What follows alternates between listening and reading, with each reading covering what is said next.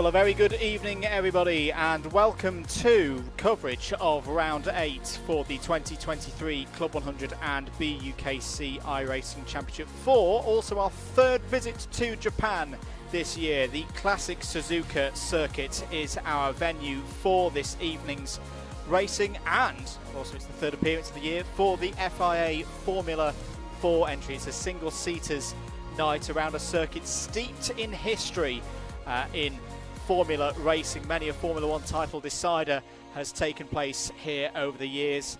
Won't be any titles decided tonight though, but this is going to be a very, very important night for the championship here at Suzuka. My name is Andrew Mather. Alongside me in the DDMM comms box virtually is Howard Mitchell. Howard, how are we doing this evening? Suzuka, it's back. It's always become a bit of a staple on the tour for Club 100 iRacing, and it's always produced some pretty exciting racing. Not half, mate. Hello, everybody. Thank you very much for joining us again. And yeah, always produces good racing, this, doesn't it? Round Suzuka. Challenging circuit, Andrew. I've never felt like I've quite mastered this place. You know, it's got technical sections, it's got the high speed, obviously the unique figure of 8 layout as well, which is a pretty unique feature of this circuit, but has always produced good racing. It has sometimes produced chaotic starts as well, dare I mention. That's both in Club 100 iRacing and just generally as well. In Formula Racing. But yeah, really looking forward to this one. And I think the FIA Formula 4 car is going to be a really good, it's going to make for a really good combination tonight. So I'm looking forward to it, mate. I'm indeed. Last time we saw the F4 was at Manicourt earlier in the summer, and that was a pretty good round. Let's have a very quick look at the scores on the doors as we go into round number 8. Qualifying has begun, the lone qualifying, but we've still got a minute or so before the important parts of that qualifying session take place. Sam Sanders leads the championship if you count all scores together. We're not applying dropped scores in this tally, but we are going to start applying them after tonight. That's when things really start coming into play regards that. But for what it's worth, at the moment, Sam Sanders has been an ever-present and has accumulated the most points so far, 662. Jack Hare, Adam State and Steve Hicks are all very close together on 651 through 650. Cameron Watson completes the top 5 at the moment on 602. Tom Dix is 6th on 590. First of the C2s. Again, this is more down to who's been ever present so far this season, but it's Matt Hale, top of the standings on 566. Sam Dimolo, second on 555. James Fremont and David Whitehouse also in the top 10. But it's really when you start to get into the teens, this is where we start to find drivers who haven't been ever present so far, but are definite factors in the championship. You look at Kieran Harrison, for example, there has missed 2 rounds, but is already up to 16th place on 498. Has used up 2 drop scores as a virtue of not being to 2 of the rounds so far, but look out for Harrison tonight. Likewise for top honours, Murray Adams in Class 2, 527. Has had a bit of drama before tonight. Has had a full PC rebuild in the last 48 hours. So let's see if a driver who was very strong last year at Suzuka in the MX-5s can do well again tonight. We should also, if we look a little bit further down the championship table, point out the likes of Ross Deal in there, still has an opportunity by racing through these rounds between now and the end of the year. Garrett Berry, though, 36th place, isn't really a part of the championship picture, but joined us at Manicourt for the last time we saw the F4s in play. Didn't win that round, but was very competitive in it, the in-real-life French Formula 4 driver, and won last time out at Spa in the GT3s. However, that was a round that Kieran Harrison wasn't present at last time out. Tonight, they're both present. They're both here. That's going to be an interesting face-off between the two of them. And just to mix things up as well in Class 1 at the head of the field, Howard Mitchell, Assertion Josh Ladd of Cardiff University is back for the first time this year, just for a bit of a one-off and a bit of fun. Yeah, that's going to be something, isn't it? Really interesting to see how Josh gets on tonight against some of those who Well, we've spoken a little bit about slight changing of the guard through this season, haven't we? And this is, you know, this is somebody coming back with so much success in this championship. Time starting to come in then for qualifying, end of the first flying laps, particularly the second flying laps where the tyres are up to temperature, that things will really start to get interesting. Here's Dan Gamblin on your screens at the moment, currently the fastest of the Class 2s. Those are the drivers with a level of experience in iRacing, but not necessarily the out-and-out speed. As I say, we've got some very highly rated drivers in this championship. Say Dan Gamblin being a C2, it's got a 2.1 KI rating himself, so it's no slouch and goes straight to the top of the timesheets in Class 2. I'm kind of interested about how Dan does tonight, mate, because he had a bit of a shaky start to the season, but the last few rounds he's been really, really on it. Another new driver, or a driver that we should talk about in these early stages. New tonight, debutant here at Suzuka, Antonio Gitsonio has joined the fray. Starts as a Class 3 driver, meaning that's all of our rookies. All drivers get assessed in the C3 rookie class when they come in. If they do well, as Matt Salmon did earlier in the season, they do have the opportunity to then be upgraded to being a C2 driver. That's when you then start to get into the ranks for competing for the big prizes that this series offers to the drivers. Each of the winners across the course of the year in Class 1 and Class 2 will get a go in the CLUB100 Endurance Championship next year, free of charge for a race. And actually our winners from 2022 are having that opportunity in the not too distant future. We will be at Ella Park watching some of their progress later on in October. Here comes Kieran Harrison over the line. How's Kieran Harrison doing at the moment? Well, he goes third, so he's off the front row at the moment. Josh Ladd, he's definitely not lost it, has he? He's gone straight to the top of the time sheets on a 2-minute 0.83. Garrett Berry second, Harrison third. Tom Edwards continuing the good form that he's had so far. Well, kind of again in the mid part of the season over the summer, he's really taken some big strides as Tom Edwards is up to fourth place. Adam State has gone onto the second row of the grid, goes third. And it's a big night for Adam State.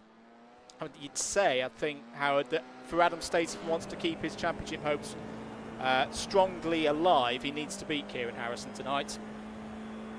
Yeah, indeed, he needs a good innings, doesn't he? To keep his bid alive, as we're looking at the only Class 1 runner not to have set a time yet in this session.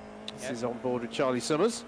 Yeah, Charlie Summers has had some strong pace, but not always the best of luck so far this season in the CLUB100 and BUKC iRacing Championship. As you say, Howard hasn't set a valid lap time yet, so I wonder if he had an off-track or an excursion on his first lap. All laps have to be clean, of course, with no incidents in iRacing to be registered.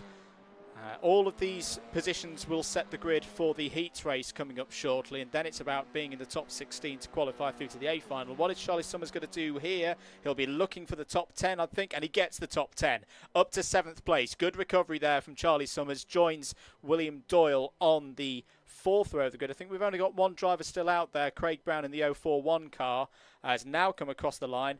That should be all she wrote then for qualifying, and it's the champion from the last few years back tonight as a one-off, Josh Ladd on pole position.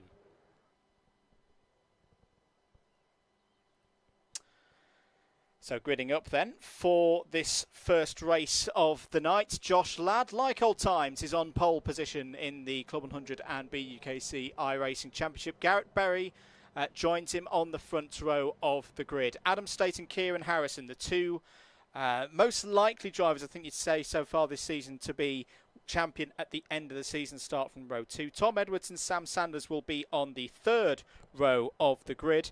Charlie Summers and Will Doyle will start on row 4. Steve Hicks and the first of the C2s, those with the blue number boards, start on row 5. Mike Hart and Tom Dix will go from row number 6. Then it's a driver who, as I say, did very well at Suzuka here last year in C2, and he needs a big result here tonight for his championship bid in that intermediate class. Murray Adams starts P13. Alongside him on row 7 is Tim Penny. Cameron Watson and Andrew Dawson form up row 8. Dawson the winner in C2 last time out at Spa. Matt Hale and debutant Antonio Gisonio start on row number 9. David Whitehouse and James Fremont on row 10. Simon Delamere and Richard Sanders row 11. Craig Brown did not set a lap time, will start from the back of the grid. Ready to go then here at Suzuka for round 8 of the Club 100 BUKC iRacing Championship. Third appearance of the year for the FIA Formula 4 cars, and a very interesting mix at the front of the grid. The reigning champion in this competition appearing for the first time this year. Josh Ladd is going for glory once again here in the Club 100 and BUKC iRacing Championship. French F4 driver Garrett Berry joins him on that front row. Here come the lights. It's always a tense run down to turn 1 here at Suzuka. We're away and running for round 8 of the Club 100 and BUKC iRacing Championship for this year. Good start for Josh Ladd from the front row of the grid. Will lead. Berry will be P2. Round the outside there is the red and white car of Adam State trying to beat out Kieran Harrison there in the yellow and black, but it's Harrison who's held on to third place, and Sam Sanders has had a good start as well, challenging State for P4. Through the S as we go, Howard. Clean start for everybody at the front of the grid. Yeah, impressive stuff there indeed. I was expecting, if I'm very honest, I was expecting some drama there in the mid pack. It can often be a bit difficult to find, or find your own space through the S's on the opening lap through 1 and 2 as well, but they dealt with that really well. So fair play to the drivers, but as you say, mate, great start for Josh Ladd, for the reigning champion, although that was very good for Berry through the Degners, and suddenly out of nowhere he's got a run on the lead. Yeah, Josh Ladd had a problem there on the entry to Degner 2. It's on the inside now. Berry's going to try and hold it round the outside. Ladd gives him enough space. Here comes Kieran Harrison as well in the number 93. Brilliant racing as we'd come to expect here at Suzuka. Adam State watching on there in P4, on board now with Kieran Harrison heading towards Spoon Curve. He'll be looking to get a good run here, Howard, as they head to 130R. Spoon, a very, very difficult place to make an overtake. Certainly will. This is immediately what we wanted to see, by the way, with Josh Ladd making a return.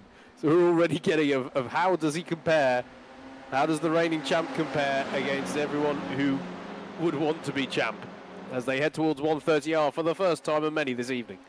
Do indeed. Remember, it's the top 16 in the final result of this race who progress on to the A final automatically. Everybody else will be in the B final. On the inside, Ladd, Berry trying to go around the outside, side by side with Harrison.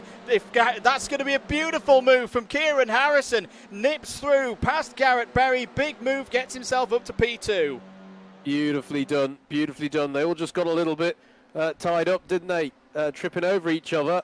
And Harrison sees the opportunity. Beautifully judged move there.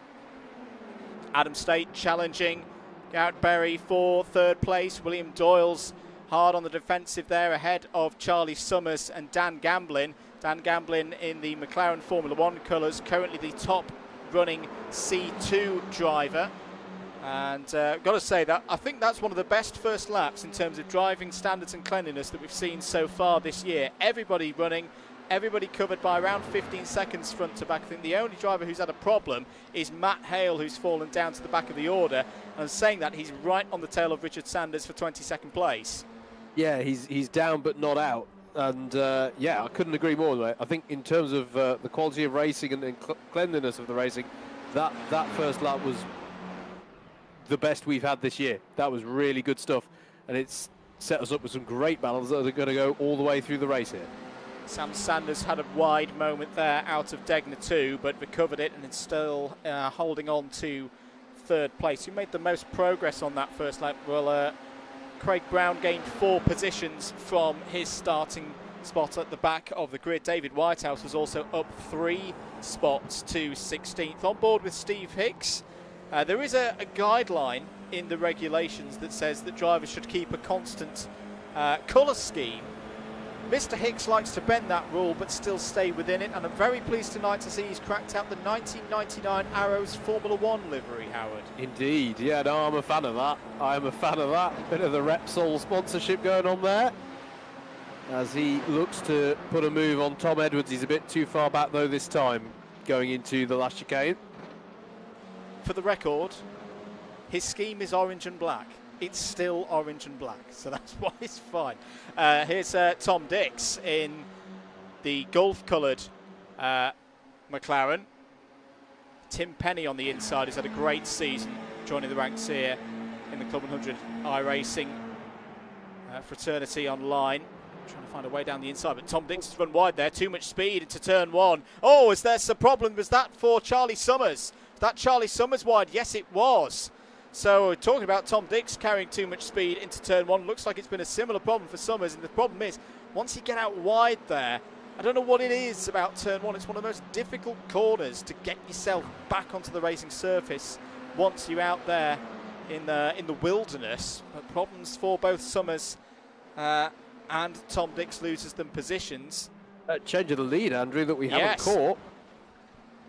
So Kieran Harrison, the header lad. Yeah, Kieran Harrison goes through into the lead of the race. No Michael Preston here tonight, which is the of course the old adversary of Josh Ladd. Sends his apologies. This is the first time we've seen Ladd versus Harrison in an iRacing context. Both of these drivers have raced against each other in real life in the BUKC. Josh Ladd for Cardiff University, Kieran Harrison, of course, for Leeds University, and the Leeds University team very complimentary, sending their well wishes to Kieran Harrison as he moves on from the BUKC ahead of the upcoming new season. Matt Hale, as I say, did have problems on lap one, and that's the front left end plate on his front wing looking a bit awry. He and Richard Sanders have just had contact of some sort, mate, and I think it's damaged the front wing of Hale on that one. Matt Hale, here's Tim Penny having a look at Dan Gamblin down the inside. Gamblin leaves space there, good driving from both Gamblin and Penny. There's a bit of a lock-up, I think, for either Tom Edwards or Mike Hart just ahead as well. On board with Murray Adams now. Interesting to see how Murray Adams plays this. Main focus for this year is winning the C2 title. At the moment, the C2 points leader on absolute points. Trying to go around the outside here of Tom Dix. That's a brave one. Tom Dix nearly finds a way down the inside of Tim Penny on the second phase of turn one. This is good racing, close racing, respectful driving between all these competitors. But also to remember as well, Howard, this phase of the round, it's if you're in Murray's position, the reward of being in 13th place, i.e. inside that top 16, is probably a bit more than trying to go for 12th place in this heat race. Yes, there's points to be awarded in this race, but the risk of ending outside the top 16 will be on Murray Adams' mind right now. Yeah, on a track that's whose most iconic moments can be associated with Alain Prost. He does need to play a bit of the professor role, doesn't he? Yeah. And maybe think, was that a tag on the back from Watson? I believe it was in the braking zone for the hairpin there. So, but yeah, there is an element certainly for Murray of playing the long game. As you say, he's gone through quite after having to rebuild his computer. I hope he took a moment just to go, right, breathe before starting this round. Because when there's been that much build-up to an event, it can be easy to get a bit excited. You can, yes. And speaking of which, look at this at the front.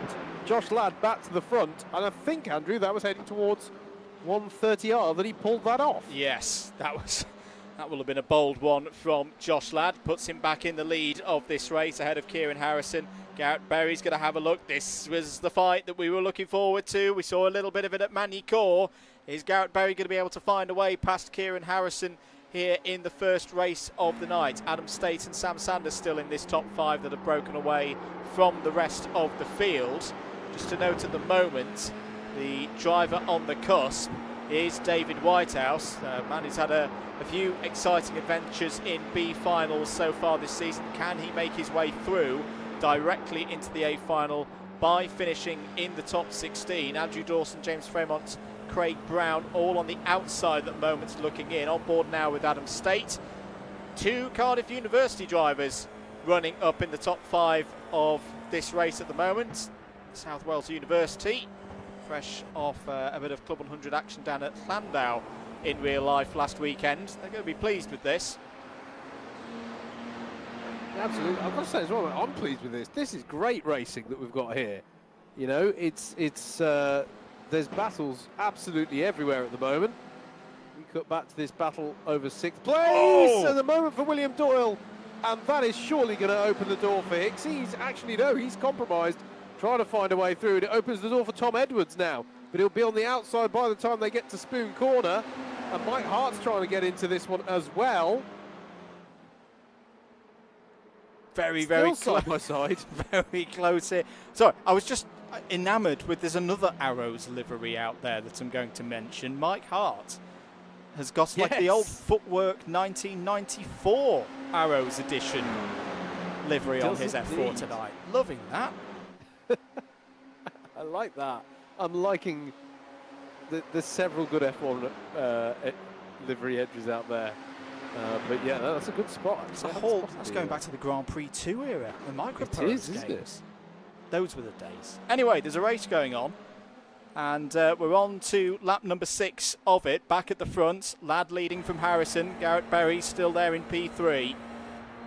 Drivers won't want to play too hard at this stage of the competition. Ooh, Josh Ladd hitting the apex there, running a bit wide. Struggling with tyres, perhaps. All of these setups on these cars are the same. No one's able to take advantage of any setup trickery. That's to make the series as accessible as possible. Very much in the same spirit as Club 100. You get what you get. You've got to race with it. But the pace for these drivers, fastest lap at the moment is Kieran Harrison on a 2-minute 0.88 second lap. Top 3 started to break away, running very wide, and that's the risks here at Suzuka. This is a circuit that can bite, and it very nearly caught both Ladd and Harrison there. Yeah, this is exactly what I wanted to see though, mate. Two drivers, you know, reigning champion versus someone who's got is a shoe-in for this year's championship, pushing each other so hard at the front. I say pushing each other as if there's only two of them fighting. As you say, the top 5, mate, really keeping each other honest here. It's brilliant to see. Josh Ladd a little bit wide there through Spoon. He does seem to be struggling a little bit with getting the rear of the car sat down.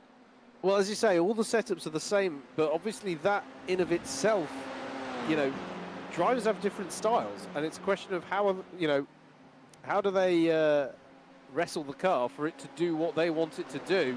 As this is really close from Harrison, surely he's going to think about having a look at the move into the chicane. But hold station for now. Just to note how high a level of driver we're talking here.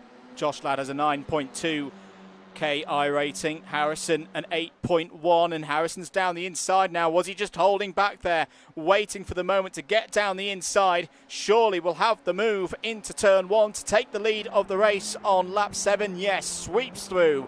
Kieran Harrison back into P1, but Josh Ladd still down. Garrett Berry being patient as well. There's Tom Edwards in the number 58, currently in 8th place, trying to find a way past William Doyle, who's lost a spot to Steve Hicks, Tim Penny, and Murray Adams. In fact, Murray Adams has progressed up to 9th place here. This is a very good move. What has happened to Dan Gamblin? Dan Gamblin, no rear wing on the 555. And now the door is open for the likes of Craig Brown and others to get through into the top 16. It was all going so well for Dan Gamblin. Qualified brilliantly. But look, he's going to have no downforce there. Surely that car's got to be pulled off the road or into the pit lane and out of this race. Yeah, one of the reasons why the Formula 4 cars give us such good racing is that they're not, you know, super aero Formula car, super aero heavy Formula cars. But I can guarantee you notice that. That is you can't drive around that one. I wouldn't want to be Dan when he gets to 130R this time around. But yeah, it's gutting for him. That puts him outside the top 16. And that's given Craig Brown here the opportunity he needed. He's now in the pound seat, the last of the golden tickets through into the A final. Mike Hart's had a problem as well, has fallen down to 15th place. So David Whitehouse now looking safe and in there, 14th place, 2 spaces inside the cutoff. Andrew Dawson, who was also on the outside looking in, will be liking this, able to breathe a bit more, relax, and progress through to the A final. Murray Adams and Tom Edwards and William Doyle here side by side through 130R. My goodness me, both drivers give each other room, and William Doyle, I was going to say he's going to lose the position, but he's going to be back down the inside through the Casio triangle, side by side as they go onto the pit straight here. This is very firm racing, boys, considering that it's just the heat and this is all just about qualifying through to the A final. Side by side as they head towards turn number 1. It'll be advantage Doyle on the inside, you would think. But can Tom Edwards sling one round the outside? Yes, he can. Can he get it turned in? We'll have the inside for turn 2, but loses the grip off the racing line. And William Doyle, by the skin of his teeth, holds on to 7th place. What a beautiful series of corners between those two drivers, right all the way from Spoon through to the S's section, mate. Side by side at pretty much every corner, including 130R. That was fantastic racing between those two drivers. That honestly one of the best exchanges. Well, I'm trying to hold back from saying this year, but this race, it really is providing some of the best battling I've seen this season, mate. It's absolutely brilliant. More dramas in the top 16 stakes. Craig Brown is in the pits for an undisclosed reason. Tom Dix as well, and David Whitehouse, who, having said he was safe, is now outside the top 16, has had a problem, has got a bit of damage at least to the rear wing. In fact, the rear wing's very loose and bent back. So David Whitehouse is on the outside. Oh, Tom Edwards is off now. Tom Edwards off in the hairpin, gets going again, loses a number of positions. Don't think he'll slide outside the top 16, but it's real dramas here. A couple of laps to go in this heat. It looks like our debutant, Antonio Gitsonio, is keeping things together here and is currently on for qualifying through to the A final direct. Yeah, to be clear, it's another Marlboro-liveried McLaren, but that is not that of Craig Brown as it was a moment ago in 16th place. That is indeed our debutant this evening, Antonio Gitsonio. And what can you say, Andrew? He's kept it clean, he's kept it on the grey stuff, and at the moment, he's right where he needs to be for a promotion spot. Yeah, he's got 5 seconds as well over David Whitehouse behind. Back up towards the top 10, or just inside the top 10. This is Charlie Summers and Murray Adams fighting over 8th place. I think if you're Murray Adams right now, you've got to think carefully about this, because whilst there are points available for that position gain, he is the top C2. Andrew Dawson's having a decent race as well, who's been strong in the C2 stakes the last few rounds. But apart from that, everybody else who you'd think is in discussion for the C2 title is struggling right now and is going to have to battle it out in the B final.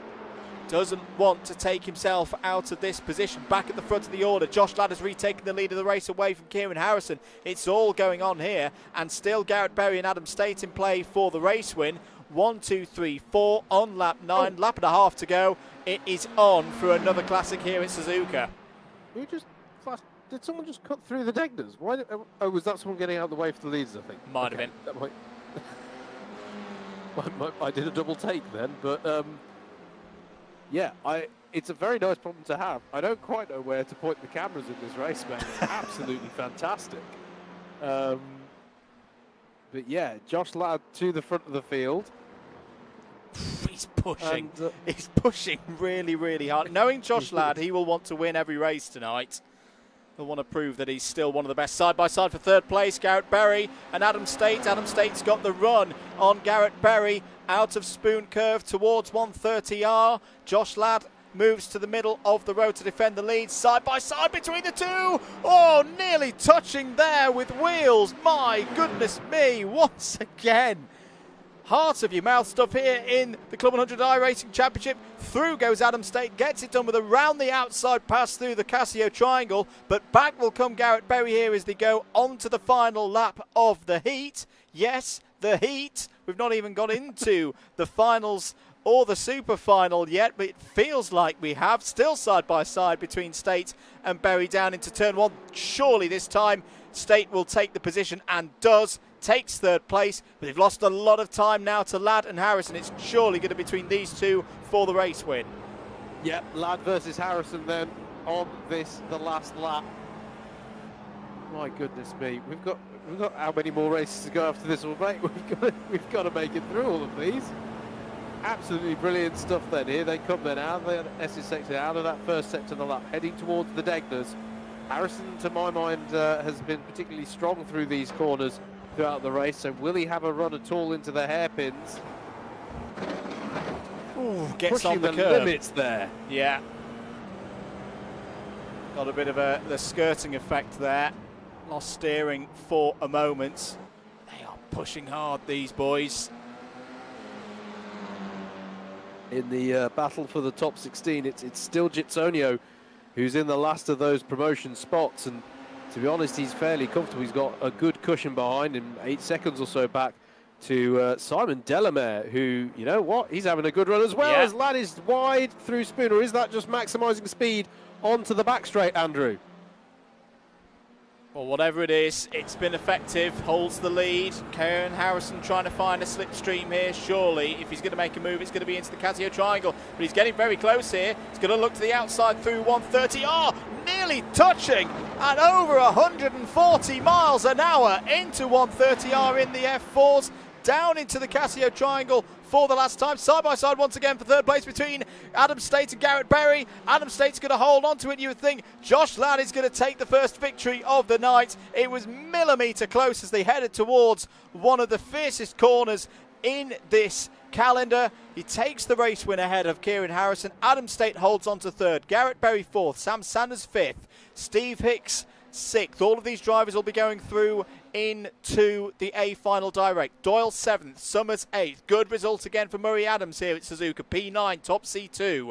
Cameron Watson is inside the top 10, also going through. Tim Penny, Tom Edwards, Andrew Dawson, Mike Hart, and these two drivers, James Fremont, and in his first ever race in this championship, Antonio Gitsonio completes the 16 runners that we will see in the A final. They'll be able to put their feet up for the next 20 minutes or so whilst we have the B final, and then everybody else is going to be fighting in that next race for 4 spots to repechage through to the A final.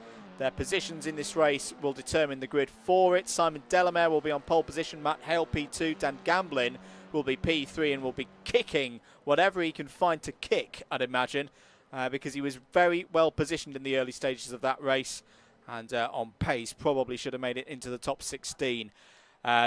David Whitehouse will be there as well. Tom Dix also not making it through, having qualified comfortably inside the top 16. Richard Sanders and Craig Brown will also be in the B final. What a race. What a race to start things here tonight, mate.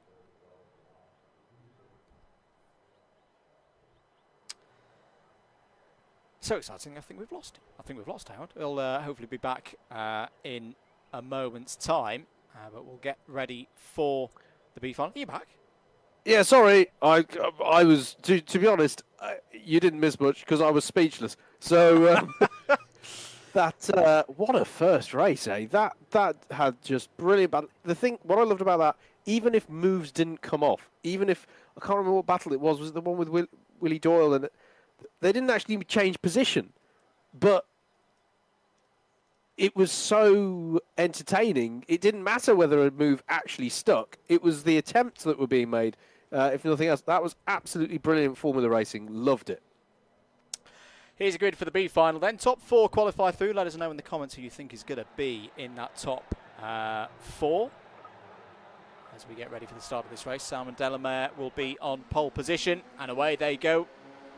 Dan Gamblin already challenging Matt Hale for second place, looking around the outside there. We saw a lot of drama at Spa, and it's going to be drama here at Suzuka. A number of cars involved in an incident there. Rear wing of Matt Hale is off. I think David Whitehouse and Craig Brown got through that, but both had damage, and that was contact between Matt Hale and Dan Gamblin going through turn 1, just not giving enough room for each other. And for Matt Hale, that's his opportunity gone. No A final tonight.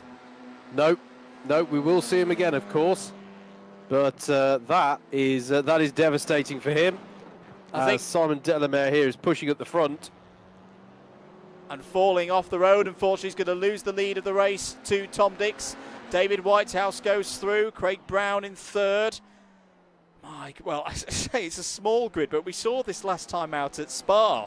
where it became a mission of survival for them all out there. And even when we thought it was all done, we still had more drama till the very last lap of that B final. So stick with us here, folks. Just because we've had a couple of drivers have problems, that doesn't mean that they're completely out of it. Craig Brown's car has definitely got damage there, Howard. Yeah, I was just about to say he's clearly. Let's go on board with him and see how it's driving. He's in the slipstream of David Whitehouse. Tom Dix to the front of the field. Now, of course, on balance, one would expect that by dint of him being Class 1 driver. Yep. But that can be its own pressure, of course. The car seems stable enough for Craig through 130R. Well, you would hope as well that these drivers would keep the objective in their mind, because right now they have a, what would you say, 5-second advantage as a top 4 over Simon Delamere in 5th. I said this a month ago at Spa. They should just drive this home, boys, for the next 9 laps, but sometimes that doesn't always happen. Yes, indeed. Well, Dan Gamblin, after being involved in the incident through the first couple of corners, might not have expected to be in one of the promotion spots by the end of lap 1, but that is exactly where he finds himself. Having a dramatic evening so far, it's fair to say, and currently gaining on this battle over second place. Yes, indeed. Again, it's just about going through to that A final grid. Matt Hale is in the pits, by the way. I think we'll be towing back. The damage was just too severe to really get that one driven back to the pits. If I remember correctly, Richard Sanders drove a car quite wounded around for a long time in the Spa B final. Nearly made it work by just staying on the track, even though he was a few seconds off the pace per lap. But I don't think that was an option for Matt Hale on this occasion. On board now with Dan Gamblin. I mean, from my vantage point, I wonder if it may get looked at by the stewards afterwards, but initial reaction would be racing incident there between Dan Gamblin and Matt Hale and all of that. Yeah, I mean, it's difficult. We expressed, you know, how impressed we were that everybody got through that in the heat race. You know, you naturally compress towards the apex of turn 2,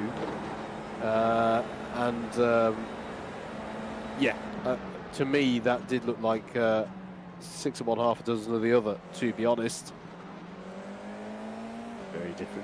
Various different lines there being taken through the Casio triangle. Whitehouse definitely on the defensive, isn't he? You do. This is one where if I think it was in our DDMMI Barnstormers races, I'd be like, Dave, don't do it. I would just, if this goes wrong for any of these drivers, I'd just like to remind everyone, at this point in the race, these three have an 8-second gap over Simon Delamere. I'm just throwing it out there. They're catching. They are. I think that. Oh no, they're not catching. That's Matt Hale 1 lap down. Apologies. I thought that was Tom Dix far out in the distance being wheeled back in, but no, that's Matt Hale now back on circuit. I fully understand why Matt's gone back out there, because you never know. He only needs to gain 3 places. If these 3 all tangle together and take each other out, Matt's going to be potentially back in the A final. Absolutely. This is, if there was ever a race where you keep on running, it's this race. Yeah. This is the one, because you just don't know what the opportunities are going to come your way. Into the head. You can see the damage there on Craig Brown's nose. And it's those tight hairpins where he's really going to be struggling with that. Front end grip is very much compromised with that wing damage. Tom Dix, by the way, is doing absolutely the right thing. He's keeping it steady, not too high on the pace. 2-minute 2s, 2-minute 3s at the moment, but he's pulling away. He's in the lead of this B final. Moving through comfortably. Whitehouse, Brown, Gamblin, who are on board with now. These are the drivers also going through to the A final as things stand. And Simon Delamere, Richard Sanders and Matt Hale will be hoping that something, anything, befalls those 3 drivers to give themselves an opportunity of getting back to where they need to be to continue through this phase of the evening. Everyone will be back in play when we get to the super final, of course, later on tonight. Do stick around for that. End of lap number 3. Tom Dix goes quicker, 2 minutes 2.3, and he'll be feeling good right now. Just keeping in a bit of a rhythm. As I say, not pushing all the way to 100%, just holding it to, what would you say, Howard, 95%, 98%? Yeah. To keep the concentration up, but not so hard that you risk dipping a toe in one of the gravel traps here and spinning off. Yeah, it is a skill in itself, to be honest. A much underrated one is, you know, as you say, keeping your focus whilst not over, you know, over pushing and you can be too yourself. cautious, can't you? Oh, you can. You can. You can let the fact that you're leading a race really play on your mind and stiffen up as a lot as a result is a common one, and that can easily lead to a mistake. So, you know, you can very much let these things get to you and yeah, over caution oneself in the driving style, and that in of itself can lead to errors, and if nothing else, lead to reduced pace, which then obviously you see the gap closing behind. That's a pressure in of itself. It is indeed. Craig Brown's fallen off the rear axle of David Whitehouse here. This might give Dan Gamblin an opportunity to get through into third place. You just hear him there lifting off, being cautious here, knowing of course that the car ahead, the older McLaren livery ahead, Scott Damage is going to be suffering through the slower corners in particular. Not as bad through the high-speed corners where the rear wing is getting a bit more low, but now he really starts to move in. No slipstream for Craig Brown now. Up the inside is Dan Gamblin. Surely will be through by the time they get to 130R. Is indeed through into third place. Good patient driving there from Dan Gamblin. Yeah, played that exactly how you should under the circumstances. Just bided his time, got plenty of it. We're only just hitting the halfway stage now in this B final. And yeah, nicely done to take himself up into third place. Matt Hale pulls over. No, he doesn't pull over. No, he doesn't. Maybe just trying to do a bit of tyre warming there. David Whitehouse in second place, just behind. Dave will want to get through here. Be keen to try and get up the road and not fall back into the clutches. Almost want to do a similar job to what Tom's doing at the front of the field, just run on his own, run consistent laps and run it to the end. It's an interesting one, pace-wise, though, when you look at it, Andrew, because they're both in. Matt Hale is in the low 203s. David Whitehouse, granted, he's slightly tucked up behind. Well, no, actually, he set his best lap of the race last time through, and it was a 203. Yeah. And actually, he's not had a good start to the middle sector there because he's fallen back into the clutches of Dan Gamble. He's actually fallen off the back of Matt Hale. It's a tricky one because Hale, in many regards, is within his right to say, well, I'm running at pace. Yeah. And what's, you know, it's not as clear-cut as perhaps a lot of other occasions when we see, you know, cars coming up onto the back of traffic. It's 2-minute threes, all of them running in the low 2-minute threes at the moment, about 0.8 of a second off the pace of Tom Dix. Now, will Dan Gamblin try and make his way through here on David Whitehouse like he did on Craig Brown one lap before? He's got a very good run here. Sensible thing, I think, for Whitehouse to do right now would be to let Dan Gamblin go, because I think his car is a touch quicker at this phase of the race. Through for the second lap in a row. Dan Gamblin, 2 overtakes in 2 laps, up to second place. And a bit more comfort for him now in that quest for the top 4 and a space through the repechage into the A final. Yeah, well played from Gamblin. Good racing as well from Whitehouse and Brown on the last couple of laps. Only question is, do those two now resume their own battle? This is the thing. Matt Hale won't be there going, yeah, you two just battle away, please. I'll have the pound seats for this battle, and if it comes to tears, I benefit. Dan Gamblin now clear of this group. We'll look to put some good sectors in and pull away. Pace, meanwhile, behind Simon Delamere. Last time around, well, his best at the moment is a 2-minute 8.03, which would stand as a 2-minute 5. but unfortunately for Richard Sanders at the moment, the pace not quite there. Last time around a 2-minute 13.06. There's your race leader, Tom Dix, clear by nearly 10 seconds. Doing exactly what he needs to do right now, and moving back onto that A final grid where, with respect to the others in this race, on iRating alone, you would expect Tom Dix to be leading this race. 2.7k iRating driver, doing what he needs to do, of course, but again showing the depth of talent in this championship. Makes these B finals an interesting proposition. Still not done between Whitehouse and Brown at this stage. Matt Hale's going for a tour down the alternative pit lane. I mean, it's not outside of track limits. No. No advantage gained. Having fun out there. Oh, as spin for Richard Sanders through Spoon Curve. So that will drop Richard Sanders a bit further behind Simon Delamere onto lap number 7 then. Here's Craig Brown wanting to find a way past David Whitehouse here. I think the problem for Craig, that damage on the front right of the front wing is particularly hindering him in the on the straights. His straight line speed is not great. We saw that when Dan Gamblin came through. It's going to make it very, very tricky for him to find a way past Whitehouse and also stay ahead of Whitehouse. And given the stakes at the moment, it probably is better for Craig Brown just to sit there in 4th place. Yeah, absolutely. You know, in many ways, he's still gonna get the payoff at the moment. He will get that ticket into the A final, and you know, obviously his car will be shipshape in Bristol fashion, ready for the next one.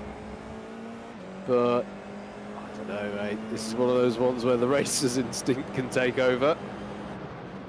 Particularly, there are some parts of this lap where he does seem to have an edge over Whitehouse, quite even between these two, all told.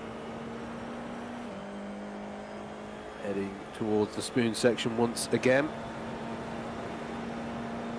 Difficult one. Sorry, go on, mate. Say hello to Garen in the comments. We get this sometimes. Bar A finalists, say, put the feet up, having a rest, going and watching the stream. Hope you're all enjoying it. Says new line please for Matt Hale on the run to 130R.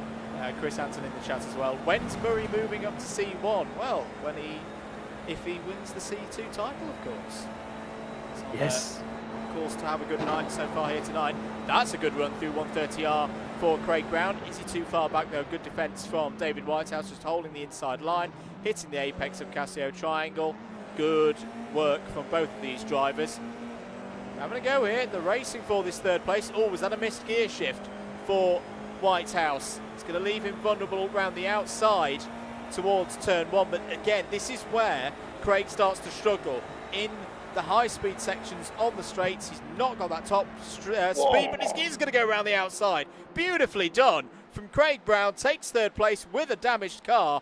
Full credit to the C2 driver there. He's determined to find a way past David Whitehouse, and he's achieved just that.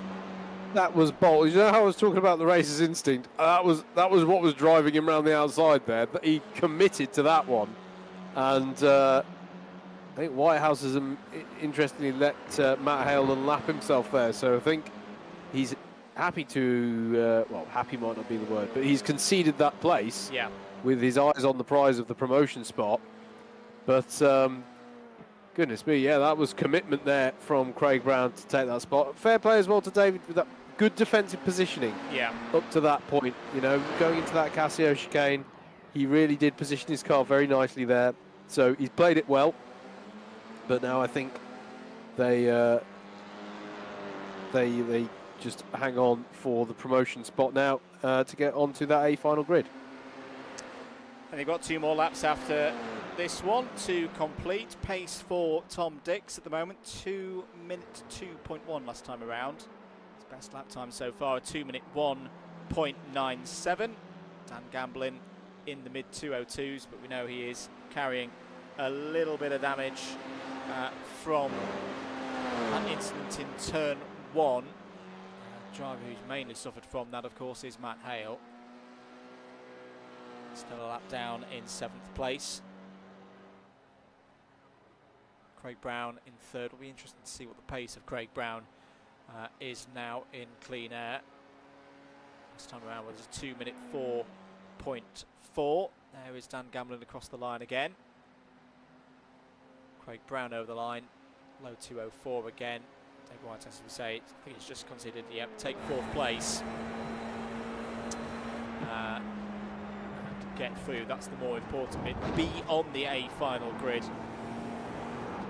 More opportunities to gain much higher positions than those available in this race. Simon Delamere in 5th place has just set up a personal best, 2-minute 5.18. In fact, that's 2 personal bests in a row for Simon Delamere. He's closing in on Whitehouse, but at the moment the gap, at the rate he's closing in, Howard, the gap's simply too big. 24 seconds with 2 laps to go. On board with Matt Hale, who will be joining us in the chat, I'm sure, for watching the A final. Indeed. Always produces something that raises an eyebrow at Suzuka. This is, of course, the venue where last year he did a full-on drift through the middle of the grass, through from Degner 1 into Degner 2, somehow didn't hit anything, and kept himself in a race where he was going for the C2 title that night. Yes, indeed. He's nothing if not a showman when it comes to Suzuka. And this is kind of an interesting one now. There must be a bit of him that fancies unlapping himself here. Is he going to go pit lane again? He is indeed. I'm not sure how I feel about us at Double Dash Motorsport Media endorsing this, because we don't have to endorse it. We can observe it. Good point. Good point. Craig's locked up. He's done very well there to hit the apex. I thought that was going to be going straight on, but he has run wide now. Matt Hale wondering, do I overtake? Do I not overtake? Well, he's going to go side by side with Craig Brown as they go over start finish. We are on to the last lap of this race now. After all of that, the driver's trying to get past Matt to put him fully a lap down. He's now finding himself ahead again. Yep. This is... I'm finding this quite entertaining. But yeah, well, whilst I was watching them go side by side there, I was just thinking, and this is Simon Delamere's best chance now at promotion, is if those two just have a moment. But it was all clean and fair, and things stay as they are in terms of those who are on course for promotion. That's Kieran in the chat. Why aren't you racing tonight, mate? What's going on? We need you back. We need you back in these races, in this F4 car. Tom Dix on his way to race victory. Lead is 14 seconds ahead of Dan Gamblin at the moment. Doing what he needs to do. Will be 17th on the grid for the A final, as long as he can get up to 130R through 130R. Tickle it through the Casio triangle and take it to the line. Mentioning Kirith, last week, if you've not seen it yet, absolutely stunning, spectacular race on the east course. So basically the first sector and then the cut through onto the back straight. In the wet conditions on Gran Turismo 7. Got extended highlights of it up on the channel. If you've not watched that back, give it a gander later on tonight once we're done here in the iRacing Championship. Over the line then to win the B final. Tom Dix takes victory quite easily in the end. Mission accomplished, through to the A final, and he'll be joined by Dan Gamblin, who after the scare in turn 1 on the first lap is also through to the A final, and a good opportunity to gain some points, having shown good speed in qualifying. McLaren 1, 2, 3 in different liveries, because Craig Brown is through there as well, and David Whitehouse does make it through into the A final. That's well deserved from David. He's had some bad luck in these B finals recently, but is eventually, maybe, don't do a Bjorn Verdheim, David. There we go. We're across the line in 4th place. Simon Delamere will be 5th. There he is. I had visions there. A red car coming to the line and not quite crossing it. Simon Delamere in 5th. Richard Sanders will be 6th, and Matt Hale 1 lap down in 7th place. There we go. That was the B final, and you never know what to expect in those B finals, mate. That was another one with a bit of drama and trepidation of getting through into that top 4. You don't indeed know what to expect. It calmed down after a fashion, but it was not without its level of action. Once again, I do not feel that the smaller grid size deprives us, or it certainly doesn't linearly deplete the... it is not a linear relationship between grid size and amount of racing action in this championship by any stretch of the imagination. Right, A final time. Let's have a look at the grid for the A final. The drivers who were in the top 16 back in play, and the top 4 from the B final don't have a moment to rest ahead of this 10-lap A final. Sam Sanders. No, so apologies. No, sorry. There's a 2-minute warm-up, isn't there? I don't know how to break it to you. They distinctly do have a chance to rest because there's a warm-up. There's a 2-minute warm-up. We'll have a very short break here on the commentary and be back with the A final very, very soon.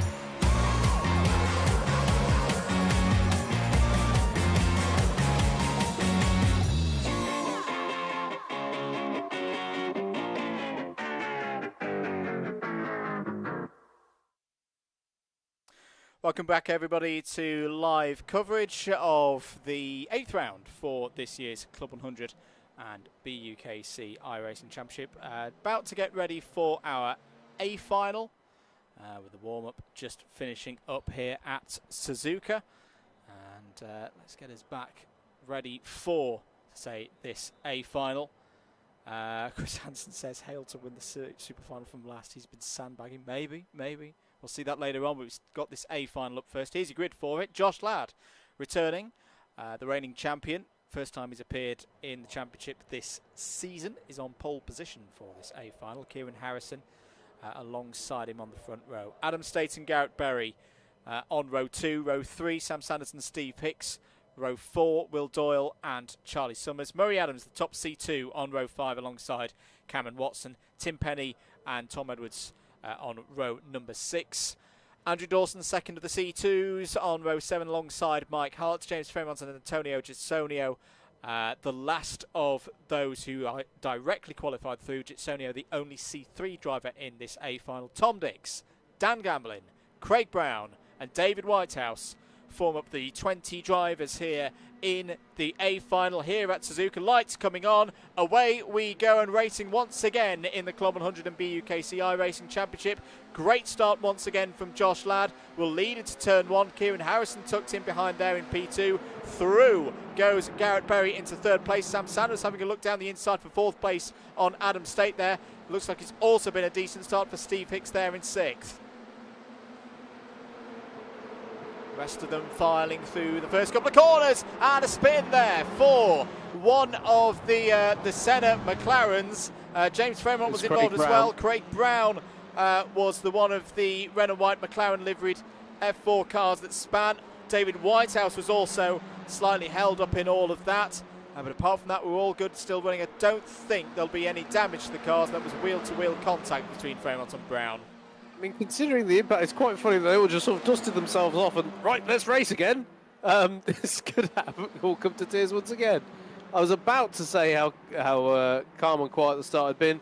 I have to say, still broadly very impressed by that start from everybody. Pretty clean, all told, and basically we pick up where we left off in the first race of the evening, which is absolutely fine by me. Into Spoon Curve for the first time then. Josh Ladd right on the limits, on the curb there, nearly out onto the AstroTurf, which definitely isn't as grippy as the tarmac there. Look at the train heading up towards 130R. Everybody very much in play here. Through 130R, a little bit of a lift from Kieran Harrison as they head towards the Casio Triangle. No move being attempted at the moment. Bit of a lock-up from Josh Ladd. Still manages, how does he do that? How does he still, even though he's locking up, manage to carry the speed and the lead through the Casio Triangle? That just shows you how, one, how hard he's pushing, but two, the level of driver that Josh Ladd is. Switching across to the inside. Kieran Harrison will look to the outside as they go towards turn one. There's all sorts going on behind as well between Berry, State, Sanders and everybody else. Kieran Harrison still on the outside, but Josh Ladd will hold the inside and the lead as they exit turn one. This is just warming up nicely at the moment. Everybody driving very well. Watson and Adams fighting there over 9th place. You get the feeling everyone's pumped up for this one. It's a driver's favourite, this circuit, of course. Yeah, absolutely. It is a unique challenge for the drivers, and as such, it gets a lot of love. But what that also tends to mean, Andrew, is a lot of laps turned for everybody concerned, particularly at the sharp end, and that leads to great racing. As I think Mike Hart just got by Tom Edwards in Degner 1, which is a bit unusual. The footwork is clearly what did it. That has never been said before. Indeed, bit of a touch there. I think, yeah, damage on the end plate for Tom Edwards. Misjudged things there. Kieran Harrison, is he lining up a move here? It'd be audacious to go for one into Spoon. Maybe short braking zone. And again, every time it looks like he's having problems through Spoon Curve, but he gets such drive and launch off of the Spoon Curve. It's just the line that he takes. He knows exactly where he can put the car to stay within track limits, whilst also pushing hard. But this is a great run from Harrison, side by side into 130R, and through goes Kieran Harrison with a beautiful move through the fastest corner on the track. And Garrett Berry would like a piece of this as well. He goes side by side with Josh Ladd through the Casio Triangle, but Josh Ladd will have the outside line that allows him to open up the steering and carry the speed, and that means Adam State now will be, not for the first time this evening, challenging Garrett Berry, but he can't commit too hard because Sam Sanders is right there with him as well. Everybody defensive down the inside. Sam Sanders could be in trouble here. Josh Ladd moves back over to the racing line. Up the inside was Adam State for a moment. Somehow nobody's changed position in all of that. It's still Harrison, Ladd, Berry, State, Sanders, Hicks, Doyle and Summers. That is your top 8 on board now with Charlie Summers. Will Doyle just ahead and a touch there. Very slices of touches was, well, I was about to say that there was surely going to be damage there for Charlie Summers. That might have been one of those netcode at our end, but not actually anything untoward at the driver's end. The front wing reset itself. I think Willie Doyle just buffed the front wing of Charlie Summers' car there. Yeah. Doesn't seem to be affecting performance for Charlie Summers at the moment. So this whole group were about a second ahead of the second group, headed up by Cameron Watson. Whoa. That is definitely contact this time for Charlie Summers. Pops it up in the air. Don't think there's any damage on William Doyle's car, but that was a bit of a misjudgment by Summers. Just got too hot into the hairpin, and no, he's got serious damage. Real problems for Charlie Summers in what continues to be a really difficult season for him. That's him going to be him out of this A final. Yeah, that's gutting for him. I can't actually see any visual damage. I assume that's the floor or the suspension. I think his toe, surely the toe of the left front wheel is going to be out slightly. Oh yeah, and you can hear the scraping on board, suspension damage, if ever so slight. But that is going to be Charlie Summers out of this race. Josh Ladd potentially attacking in the Williams livery once again, a Williams eSports driver. That's why we've not seen as much of him this year. He's been very busy racing for the Williams F1 Esports effort. He's in the slipstream now of Kieran Harrison. He's going to try and get a bit of side draft as well. He's going to have to go the long way round. Here comes Garrett Berry as well, trying to pick the right line, side by side between Harrison and Ladd as they go through turn 1. Round the outside, still holding. He's tried this in the first race. Can he make it work in the second race? Still side by side as they head towards turn 2. Harrison gives him room. Ladd is still going to hold it in round the outside as they head towards the next phase of the S's. Incredible racing here at Suzuka. Somehow Kieran Harrison holds on. I do not think I've ever seen such a sustained period of side-by-side racing through Sector 1 of Suzuka. This is absolutely bombastic stuff between these two, and it's not like it's just those two. They have the entirety of the top 7 swarming around behind them. This is proper. This is proper racing. This is, I mean, we had some really good racing with this car at Magny-Cours. This is even better here at Suzuka. Bit of a mistake there from Kieran Harrison. How has he held that? How on earth has he held that? This is absolutely mad, but brilliant, brilliant racing. I think this, and Andrew, I mean, we have had a fair amount of chaos throughout the season, but there's just pure racecraft and positioning of cars and really pushing. This is one of the best displays we've seen this year. This is fantastic stuff here. Heading towards 1:30. We're not even halfway through this race yet, folks. And we've still got another one after this to come. Here on board with Sam Sanders wide is Adam State. He's going to lose 4th place there. Berry trying to go around the outside. There's contact. Contact between Berry and Ladd. Berry runs deep. State now has got back in position. Has gone around the outside. Has gone up to 3rd place. Adam State started the exit of 130R running wide and losing 4th place to Sam Sanders. He exits and finished with the Casio Triangle and finishes the lap up in 3rd. This is a big moment now for Kieran Harrison though. He's got a lead, 0.9 of a second out front. This is classic karting term now. The following group have got to get themselves organised. They've got to work as a pack to close Kieran Harrison back in whilst he's vulnerable. Yeah, they certainly do. This very much is, and you know, this is the CLUB100 iRacing Championship after all. If any group of drivers on iRacing are to get the memo, you'd hope it would be these drivers to realise that they do have to work together here if they're going to, any of them, have an opportunity at the win in the latter half of this race. Through the Degners. Gap is closing down, at least through there. Josh Ladd had it down to 0.8 of a second, but now it goes out again. There's Murray Adams. What a great job Murray's doing tonight.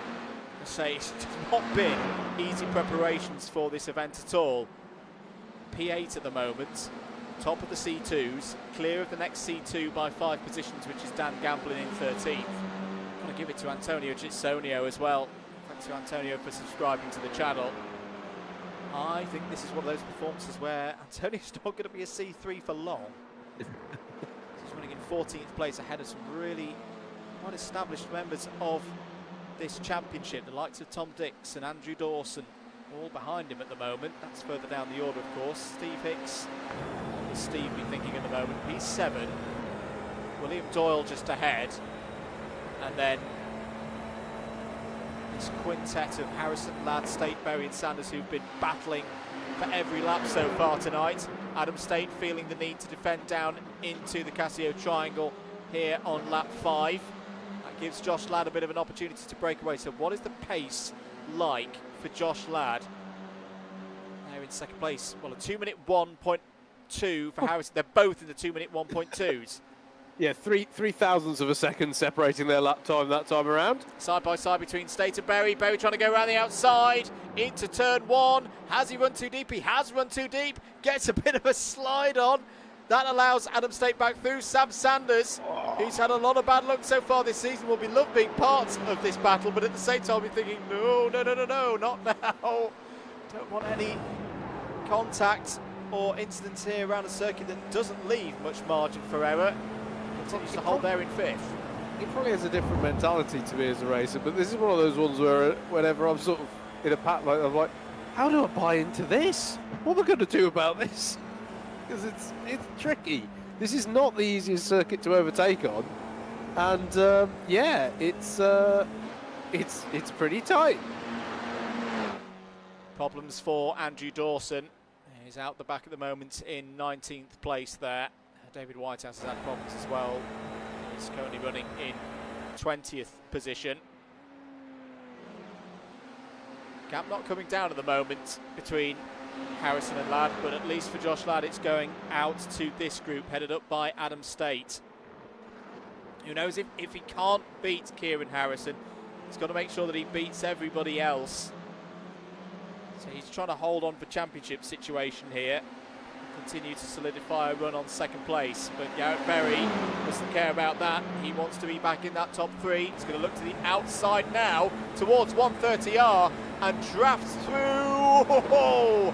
Just about finds a way through there. Left enough room for Adam State's front wing to not make contact, and not much more. That was precision stuff from Garrett Berry through into third place. Sam Sanders is surely going to have a go now on Berry for fourth place. That's Dan Gamlin and Tom Edwards having a fight over 12th place. Edwards getting through there into that spot, trying to recover back through, having lost 6 positions from where he started. Good run up the field, it has to be said, for Dan Gamlin. That was contact. Oh. That was contact between Edwards and Gamlin Gamlin's gone round the outside. Wowee. What a night of racing we are having here at Suzuka. Steve Hicks has found a way past William Doyle there. So Hicks now in 6th place, on board with the Duff machine. Adam State has lost out to Sam Sanders as well there, Howard. So Sanders now up to 4th. That's all big on the brakes there is William Doyle. This has got me on the edge of my seat, mate. This, Chris Hansen has said in the comments, you can't take your eyes off the screen here in this one. Positions in this race will set the grid for the super final later on tonight. I have to say, just as, you know, purely just as a motorsport spectator, this is so entertaining. I am having to remind myself to commentate every so often with this because it's just brilliant to watch. Brilliant stuff. It really is a treat. The gap though has opened up, hasn't it? Kieran Harrison showing a fresh pair of heels to Josh Ladd, who in turn has now pulled out a 2.7 second gap over this pack that we're looking at now. Yeah. Garrett Berry, this time under pressure from Sam Sanders, who, as you say, deposed Adam State 4th place. It's going to be Berry going defensive this time into the Casio triangle. What run has Sam Sanders got on the outside? He's had to pull out of that one for now. But what a good little battle this is for the last of the podium spots in this A final. Not the last race this evening, bear in mind. We get to do this again with everybody. Oh, and look at this moving around. Sanders versus Berry. Hicks as well challenging State in the background as well. And that's opened the door for Willie Doyle. There's damage, I think, on the front wing of Adam State, on the front left end plate. Just that casual flick up that we've seen for a couple of drivers tonight. So I think Adam State's going to be struggling in the straight line once again. And look at this, Kieran Harrison under attack from Josh Ladd again. Huge lap from Josh Ladd last time around, a 2-minute 0.81 second lap. Took 4/5 tenths out of Kieran Harrison's lead. It's on again between the driver who some say is the champion-elect and the reigning champion from last year and the year before. Into the hairpin. Willie Doyle.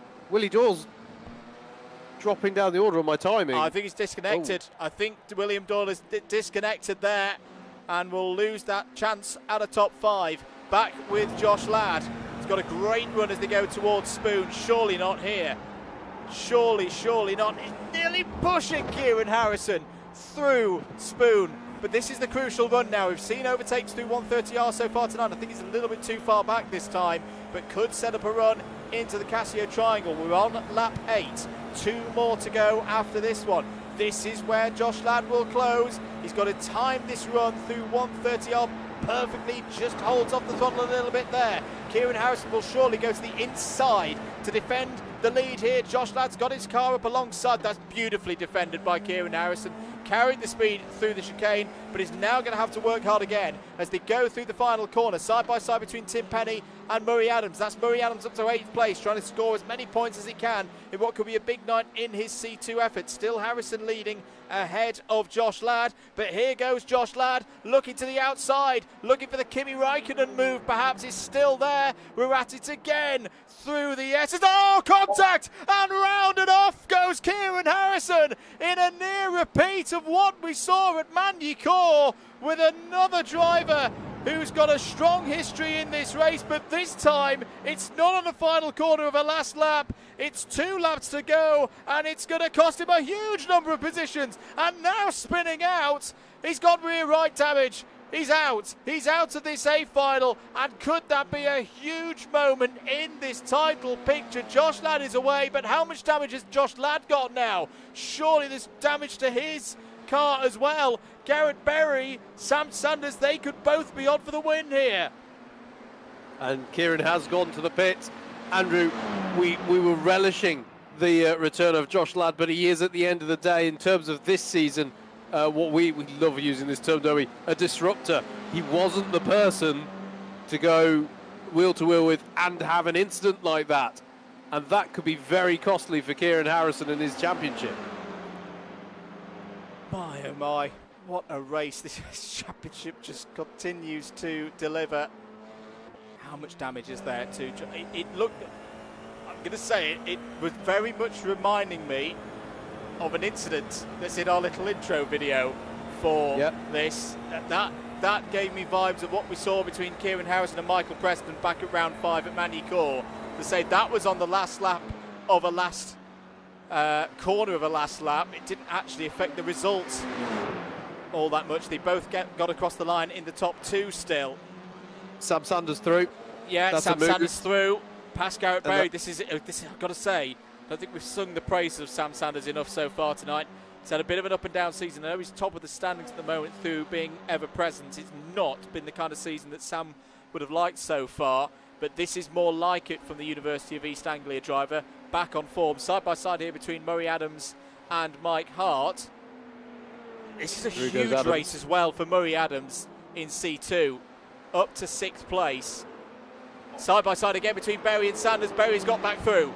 So Berry has got it done through turn 1 and turn 2, back into 2nd place. Whoa, that's a huge snap of oversteer through the S's. Steve Hicks is coming into this as well. He certainly didn't get is. any higher than 5th so at the start of the night. But there he is in 4th.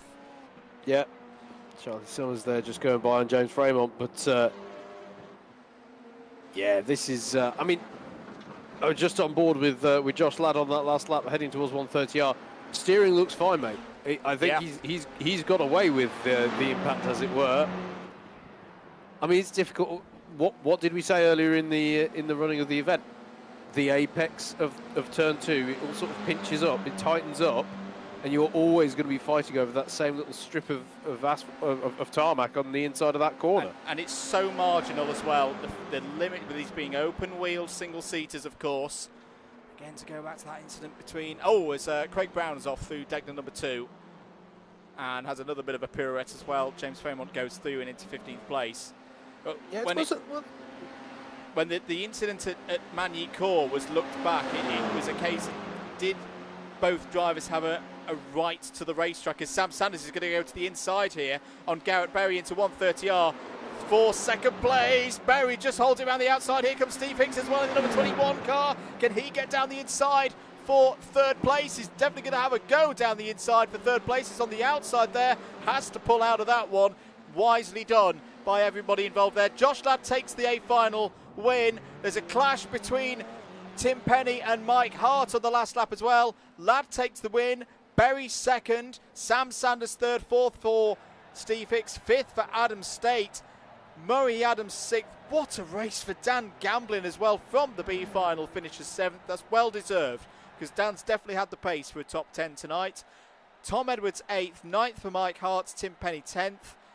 even though at least one of them was missing a rear wing at the end of all of that. Cameron Watson 11th, Antonio Gitsonio 12th. What a run for the debutants here tonight. Tom Dix 13th, Charlie Summers 14th. James Fremont is the third of the C2s home there in 15th, ahead of Craig Brown, Andrew Dawson and David Whitehouse. But the big story in that race, Kieran Harrison leading, battling for the win, 19th in this A final, with as a result of that incident, which surely will be reviewed, with Josh Ladd 20th for William Doyle due to a disconnect. We've got to take a break, folks, just to get our breaths back before we get to the super final later tonight. Keep it locked here on the DDMM YouTube channel. More racing from Suzuka. Round 8 of the CLUB100 and BUKC iRacing Championship is coming right up.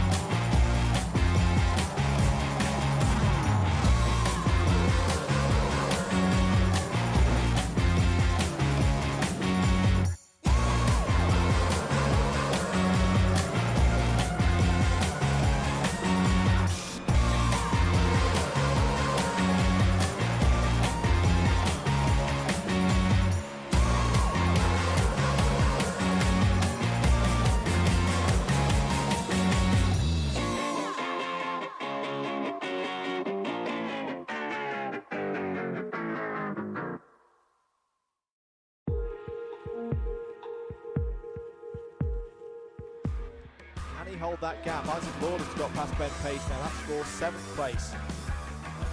Go either into crucial Iredale's corner. Has Davis got the run? He's not going to be able to get the run surely down here into the Stuart Essen, but he may. Oh, he's got the run! He's gone for a big move. Switchback by Weaver. Read it beautifully. Saw it coming. Kept the steering open.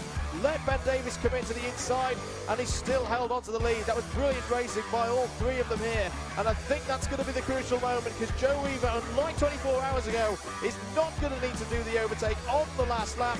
Joe Weaver takes the double in Senior Rotax Round 2 of Super 1 2022. Line on row 11, Jake Wilkins and Andrew Ravage on row 12, and then we'll have our two qualifiers from the B final. Bryn Alban and Dean Everest form up the 26 entries for this, the lightweight sprint A final for round 9 of the 2022 CLUB100 Senior Sprint Championship. 12 minutes on the clock.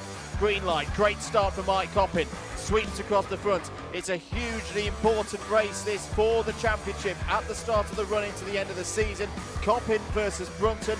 Early advantage, Howard, to Mike Coppin. Yeah, absolutely. Last tour of the circuit. White flag is going to be out this time. If they get past the line, it will run to the end. There they go. Oh, it's a big moment for Chris Hansen. He's gone round. Is that going to take anybody else? Yes, it does. Kelly Wright's gone. Hart's gone. Dix has gone. My goodness me, the race is going to keep running though. It's not going to go under caution now. On the last lap, it's three of them. Sanders has the lead. He's going to hold the inside. There's not really much help for Brendan at all. He's going to try and get the side draft working here. He's pulling alongside. They're side by side as they come through turn 4. It's going to be a run to the line here for the Simply Catnip 200. It's really close between them. Is Sanders going to hold it? Oh, there's a bit of contact there on the line. It's a photo finish. It's a photo finish. It's Preston. It's Michael. Stages of this race. Ross Witherow is digging deep again. Has got down to a 32.435 now. It's about a tenth of an. Oh, he's gone for it. Big send. My goodness me. Ross Witherow, brave as anything, on the brakes into the final corner, takes the lead of the race. That was a superb, awesome overtake, and now is Ryan Magennis going to respond back here? He's looking for the inside now. 6 minutes have expired. That came from miles back from Ross Witherow. Kevin Shine is continuing to go round, by the way. Really, he can drive, he's just not got a lot of power. in the number 22. And oh my God, round the outside attempting. That is an outrageous manoeuvre. Oh, we saw one lap ago. That was even better from Ron Xenyx. And over the line to take the racing room. Left by Whitefoot on the outside there. Good news for David Whitehouse because he's got away. He just needs to get through Ascari chicane and Curva Alboreto, and he's got a great result here. Tom Dix just holding in front of Steve Hicks there. Dix and Hicks at the moment on the outside of the top 10. They need to get up 2 positions if you're Steve Hicks to get on the front row for contact. That's going to be a big one. Into the wall goes Dix and Hicks. Through goes Ian Sumner. Good morning, everybody, and welcome to live coverage on Alpha Live of the 6th and final round for Rotax Max Challenge Switzerland 2022. My name's Andrew Mather. Great to be with you here at the historic Kartbahn Vollen circuit on the 1st of October 2022. We're here in northern Switzerland for this season finale, and it's got all the ingredients to be an absolute cracker here today.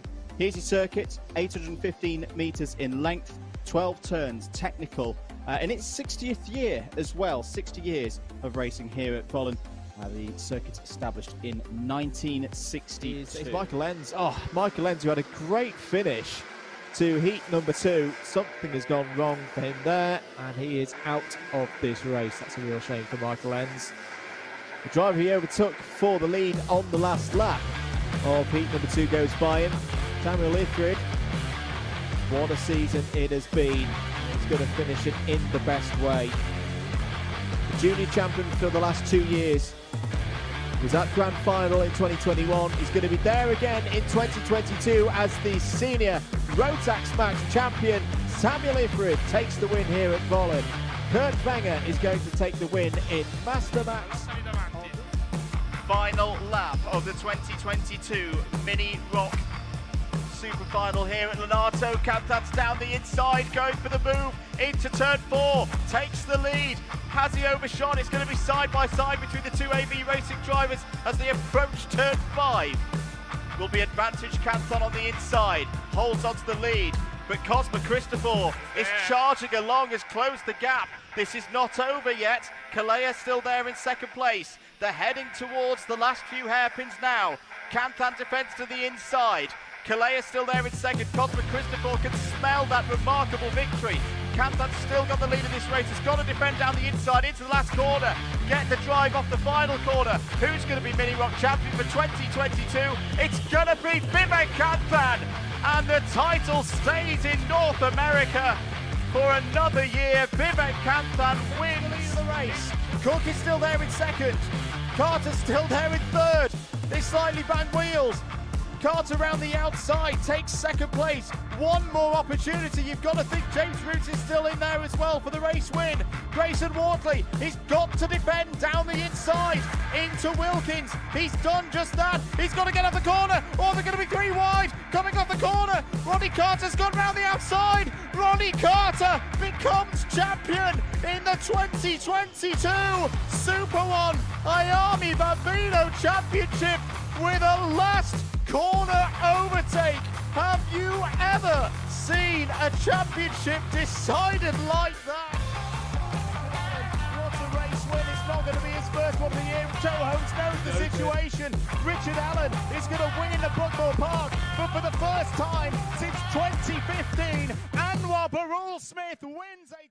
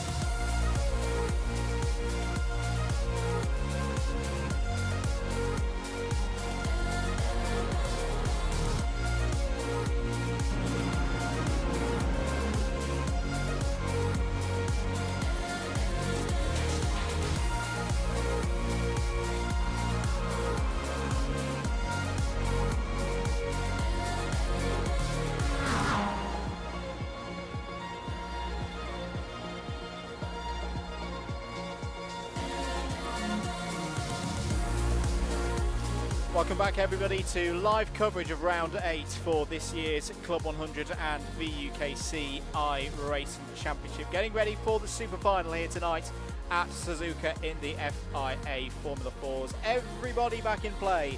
Howard Mitchell for the last race of the night, and my oh my, have we had a night of racing so far in the 3 races that have taken place here at this classic drivers' favourites. We've been lost for words at times so far tonight. We really have.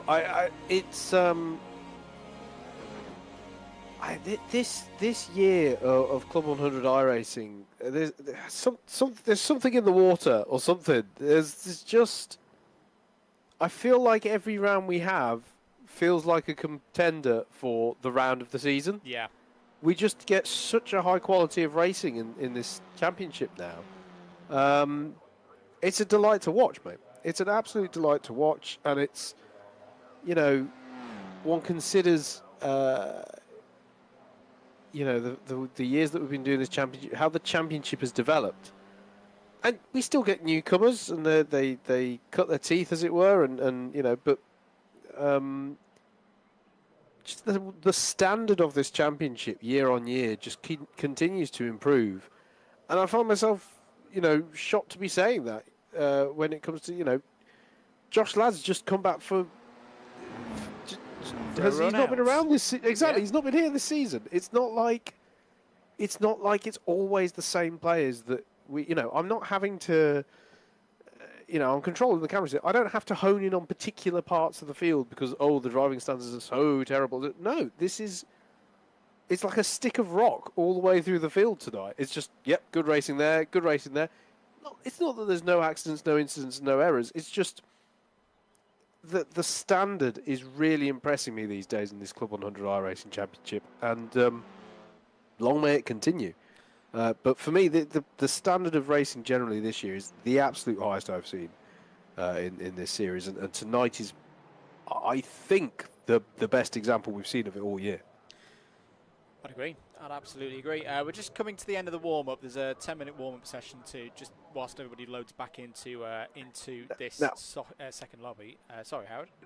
Now, big to everybody up there. If we could not stuff it up into turn 1, that would be grand. Yes, please, drivers. Yes, please. Come on, let's put certain other championships that have run in the last week to shame here. I know there's been a bit of a drivers' standards debate going on in the Club 100 world recently. Let's show how it should be done here. We are going to be gridding up shortly for the next race. Howard, how's the grid looking for this one? Apart from bonkers, here it is. It's coming through on screen. That's interesting. That's not the grid. There's a partial reverse grid, of course, Andrew. There is, yes. For this part of the evening. Sorry, my brain just went to mush there. So Cameron Watson has got pole position for the super final. Mike Hart alongside on the front row. Tom Edwards and Dan Gamblin on row 2. Murray Adams and Adam State row 3. This could be a big race for Murray Adams if he can use this position wisely. Steve Hicks and Sam Sanders row 4. Garrett Berry and Josh Ladd on row 5, Antonio Gitsonio and Tom Dix row 6. Now I am aware that Tim Penny had a time penalty at the end of the last race, so that's why he's a little bit lower down the order than maybe we perhaps expected. Summers and Fremont on row 7, Craig Brown and Tim Penny as mentioned on row 8, Andrew Dawson and David Whitehouse on row 9, Kieran Harrison and Will Doyle on row 10, Simon Delamere, Richard Sanders and Matt Hale are all back in from the B final, getting ready to go racing once again for the last time here tonight at Suzuka. Lights out. Who's going to get the best run down to turn 1? Good chop across there from Cameron Watson, wants to hold onto that lead position. Tom Edwards looking to the outside of Mike Hart into turn 1. This is arguably the tensest start of the night with the partial reverse grid. Is everybody going to be able to make it through? So far looking good, Howard. Watson leads as they head through the S's. Yep, I can't see any problems throughout that field. That's really, really impressive. Yep. That is exactly how it's done. So coming. Problems at the back for Craig Brown's already in the pits. Matt Hale and David Whitehouse going over things there in 18th place. Oh, wow, turned in the gravel behind. I think that was Simon Delamere. Yes, it is. James Fremont's going to come through as well. One thing that we haven't commented upon, I'm not sure if the driver's going to allow me to make the point, as Tom Edwards leaning heavily there on Mike Hart into the hairpin.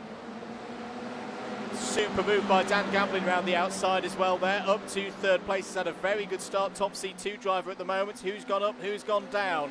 Murray Adams has gone down 4 spots. Up 4 spots, Kieran Harrison and Will Doyle moving from the back of the field. Sam Sanders has had a good start as well, up 3 spots, as has Josh Ladd, gone up 3 spots so far on this first lap of the race. Cameron Watson doing a good job though at the front of this field, heading up towards 130R. Mike Hart had contact with Tim Penny last time they went through this part of the course. Mike Hart looking to the inside and making contact with Cameron Watson through 130R. That's a huge impact into the wall for Cameron Watson. That's him out of this race. And there's chaos at the back. I think that was one of the McLaren liveried cars in the wall. It may have been Dan Gamblin. Adam States was involved as well. Chaos at the end of lap number 1. Oh, and you've got to feel for Cameron Watson. I don't think he did too much wrong there. And Sam Sanders is in trouble. Sam Sanders is in trouble. Damage on the rear quarter. Up the inside now for the lead of the race. Josh Ladd has picked his way through, as he always seems to do, and is now challenging Tom Edwards for the lead. Goodness me. Well, I mean, could we really have had so much close racing for so long without some kind of incident? It was an ambitious move, wasn't it, for Mike Hart in 130R? It has to be said, and you do have to feel sorry for Cameron Watson. Several drivers with damage and in the pits, though.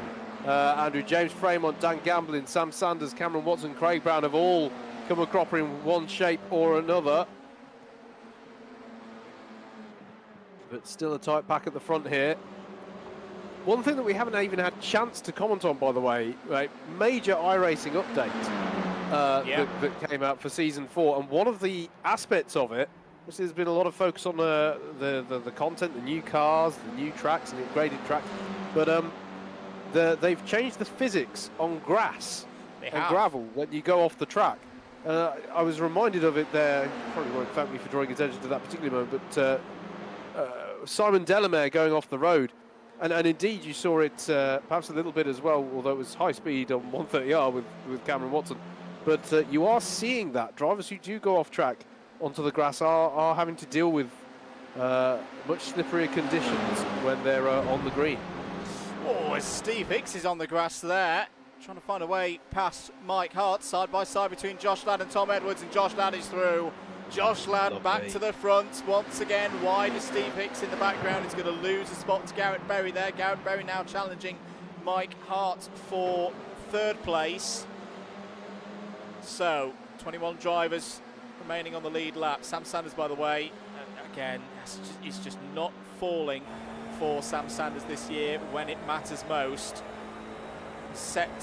Went to the pits, got a fast repair, back out again, but is a minute behind the race leaders now in a race that is 10 minutes long. 10 laps wrong. 10 laps long, rather, sorry. Adam State in the pits, Andrew. This is significant. This is very significant. This is a driver who needed to score well tonight I say needed to score well. Of course, Kieran Harrison's not had the perfect night himself. Well, there's a fast repair for Adam State. That's in play here in the CLUB100 iRacing Championship to get drivers back out and scoring points. So he stays in 18th place. But yeah, Adam State could be looking at this one now as a missed opportunity. Yeah, indeed. He needed good points tonight, and it's not fallen his way. Murray Adams, by the way, C2 discussions, is up to 9th place. Kieran Harrison looking around the outside of Tom Dix for 7th place. Lovely. Brilliant. That was a good move. Brilliant once again from Kieran Harrison. He continues to deliver. Mike Hart and Steve Hicks going over things now. And a bit wide there is Mike Hart. There's smoke up ahead. Who's gone off? Edwards. Tom Edwards off. Tom Edwards off through Spoon. Getting back on circuit and is outside the top 10 now. Yeah, he was very close to Garrett Berry as they were entering Spoon. And yeah, it's not gone how they'd have wanted there. Well, Mike Hart under pressure from Kieran Harrison. Wide goes Mike Hart, and that's through for Harrison up into 5th place. Yeah, Kieran Harrison on the charge. I think for his chances of winning this race and winning the round, Josh Ladd up at the front of the order is going to be a little bit too far away onto lap number 4 then. Steve Hicks trying to break the toe of Charlie Summers. Summers is going to try and hang on around the outside, but they've both got to be careful here because Kieran Harrison won't need a second time of asking.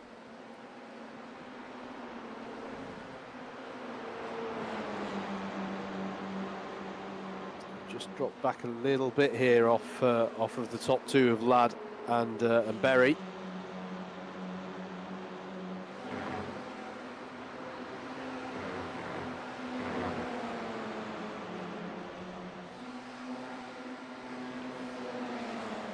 Moment, Josh Ladd looking good for a round win. Garrett Berry also looking good for at least a top 3. There's a bit of a wide moment there for William Doyle. Gets it back on circuit, holds on to 8th place. Charlie Summers just looking on the brakes there into the hairpin. On board now with Tom Dix. What a drive this has been from Tom Dix. Driver from the B final, of course. It's had a roller coaster night. So we can get a potential top 5 here. Kieran Harrison just ahead, Charlie Summers, Steve Hicks as well.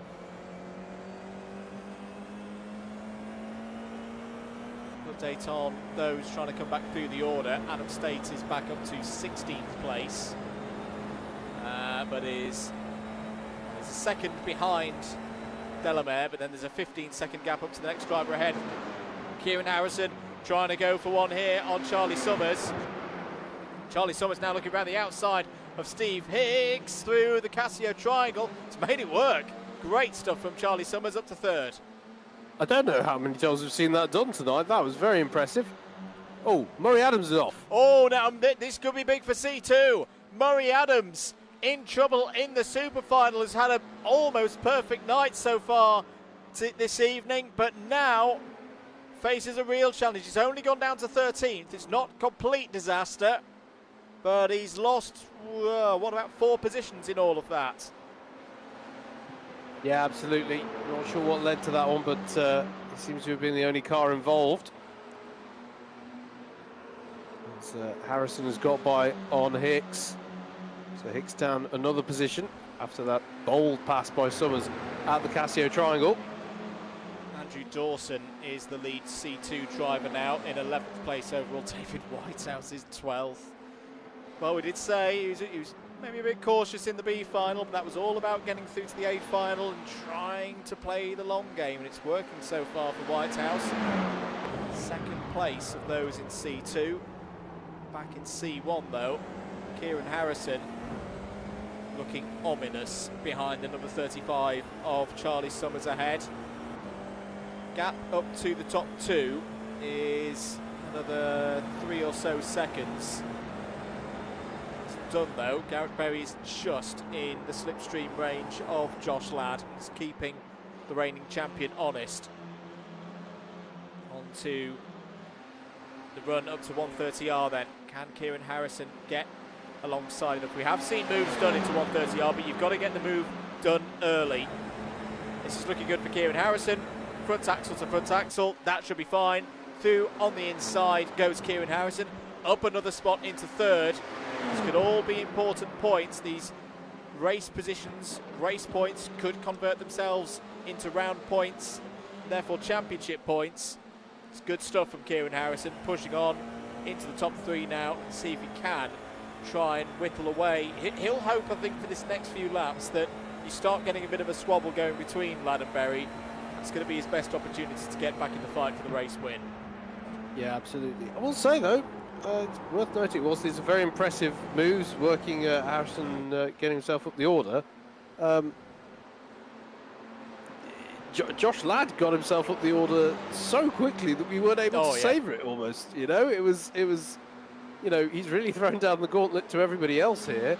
Although he is being kept very honest, I have to say. by Garrett Berry, not least because Berry last time around set the fastest lap of the race, a 2:0.53. I think that's the fastest lap we've seen tonight. Yeah, he's really on it, is Berry. And why not? The opportunity's there.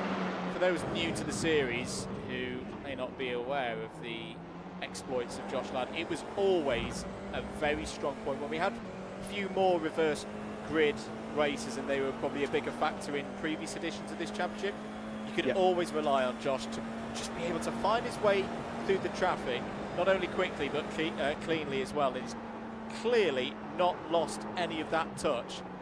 Takes that line very, very wide, right on the limits of what is an off-track, but the right side of the limit, of course. Yeah, I mean, I've got just so everyone's clear, I've got the notification for when anyone counts as going off track. Josh Ladd isn't counting. It's not counting. He knows exactly where to position the car within the rules of this track on this sim with this, you know, with this combination. This is he's not taking liberties. He's optimizing it. Is that William Doyle off the road, is taking the alternative way through the Casio Triangle, rejoins the circuit and is now 7th. That's been a heck of a drive as well. Remember that Doyle, we suspect, had a disconnect. We didn't see any specific racing incidents, just seemed to disappear. It's come from 20th on the grid here in the super final, is now, say, P7 into the second half of this race. There was smoke behind. What was going on there? I think that was Doyle. Was that a gutsy Tom Edwards down the inside of William Doyle up to 8th place. Tim Penny in the Nomad car there is in 9th. Murray Adams has found a way past David Whitehouse. 12th place for Adams, 2nd place in C2. Good racing once again, wherever we look here tonight. William Doyle, no, not there, Willie, not there. That would be quite an audacious one down the inside into Degner 1. Tom Edwards did well there, just to keep calm and all that and not get spooked by the sight of the Duff liveried car, trying to go for a move perhaps into a corner that's got a very short braking zone, if any braking zone at all, depending on what car you're running in. And a very sharp entry point that you've got to hit that apex through Degner 1 to make sure you hold it tight for Degner 2. You certainly do. You certainly do. This section through Spoon is always an interesting one, Spoon, because sometimes you do get people looking like, I can have a move, but don't do it. It compromises you far too much coming onto this back straight. And you have to really bide your time and have patience. Side by side towards 130R though, between Doyle and Edwards. And Tim Penny's right there to capitalise if so. And round the outside, I mean, ooh, that's no. contact. No, that's not going to work. Well, at least not to 100%. I don't think they've got too much damage from all of that. What on earth? That's brilliant.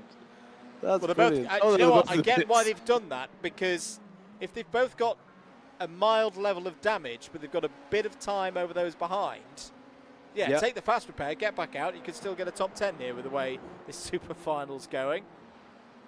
That was William Doyle just getting on the grasscrete on the AstroTurf on driver's right, getting on the power at the same time, pitching it round.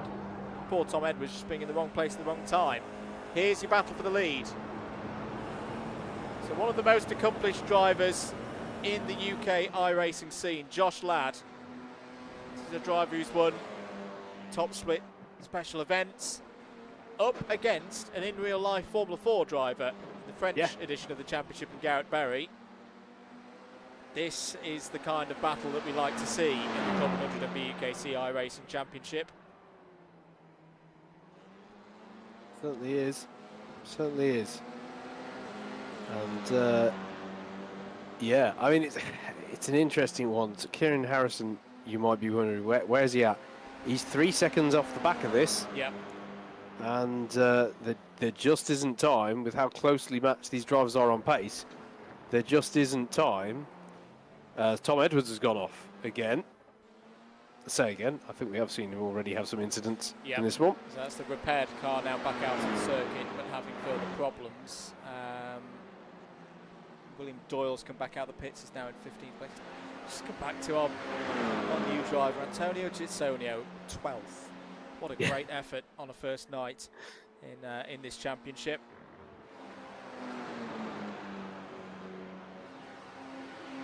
Here are Hicks and Dix.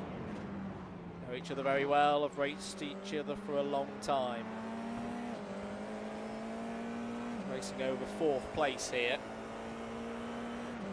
And I say, I look at Antonio's iRating, 1,382. A big part of this championship is encouraging drivers and giving them a bit more confidence that they can then take into the public servers. So no racing against AI here. This is all human versus human. The pace I've seen tonight from Antonio, that's a driver who I think with a bit of work through the license levels, you can see getting up to a 2.0 or more KI rating in the near future. Yep. And keep an ear out as we do get into that part of the season where plans for next year start to be announced. What do you know? Oh, Tom Edwards is running wide there. Yeah, and that's the trouble when you get out wide there through turn number 1. No grip, spins round, will rejoin the circuit but loses 2 positions to Adam Staten and William Doyle. News to come regards 2024, and a few changes that we've already spoken about on the Discord. For example, main championship looking for a move away from the summer months, side by side between Mike Hart and Murray Adams here. Murray's done well to recover back up into the top 10. Mike holds on to P9 there. Doesn't mean that we're going to be on a hiatus. There's still going to be stuff going on in the first half of 2024. Should be a bit of something for everybody. We are going pretty into Spoon. Not seeing much of this. Yeah. Nice move. But he's going to be compromised down this back straight. Surely, Andrew. Surely Mike Hart, who we've already seen this evening, is not scared to put one up the inside of 130R. No, I think Murray Adams has got away with that. It's the first time I think we've seen a successful move through Spoon. Yep, not seen many of them tonight. And Murray's on one here. His gap up to Andrew, it's not that far, you know. Nope. Going on to the last lap.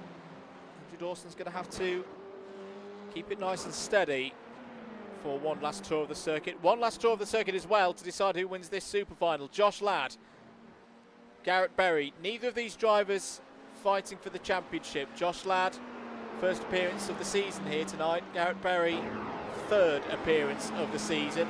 So they've already used more than the number of drop scores that they have across the course of the season to get what we call a championship representative score. So nothing to lose in a way. Both want to take this round win. And this super final could decide things. We will stay on the air until we've got a provisional result for you. Josh Ladd, there's been so many aspects of tonight's drive, Howard, from Josh Ladd that have been the standard bearer that Josh Ladd set in the first few seasons of this championship. He just seems to be able to hold, as he used to do with Michael Preston and others in previous years. He just seems to be able to hold Garrett Berry at an arm's length and not offer any opportunity for Berry to go for a move. No, it's like he's it is like he's got a magnet on the back that resists the front of anybody else's car. Just that little, just able to always keep that little cushion. Well, if we don't see him again at all this season, as it currently stands, at least he'll have some bragging rights, right? Yep. Whoever wins, he can go, you know what, though, when I turned up. He came, he saw, he conquered. Exactly that. Through 130R for the final time tonight. Still undone. Josh Ladd's going to have to defend it. Garrett Berry's going to give it everything round the outside, but has to concede that one. Josh Ladd is going to take victory again in the CLUB100 BUKC iRacing Championship, back for the first time in 2023. Wins here in Suzuka. Oh, contact between Steve Hicks and Tom Dix on the last corner. Garrett Berry 2nd, Kieran Harrison a superb 3rd, racing through the order. 4th is going to be Steve Hicks across the line there. Tim Penny gets up to...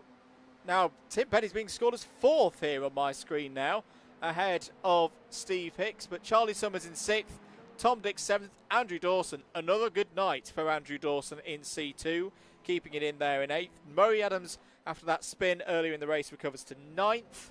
10th is Mike Hart. 11th, David Whitehouse. Great effort from Antonio Gisonio across the line in 12th.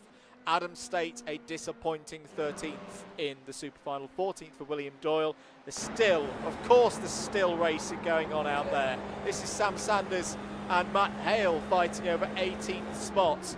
Dan Gamblin's over the line in 15th place. Tom Edwards will cross the line after an eventful super final in 16th. James Ferrand's in 17th. 18th for Sam Sanders, another driver who would have hoped for so much more before the start of this race. 19th for Matt Hale, just ahead of Simon Delamere there in 20th. How close was that? That was, what was that? That was a 10th. That was a 10th of a second between the two. Yep. Cameron Watson 21st there across the line. Good to see that Cameron went back out there. Props to him. Scores points.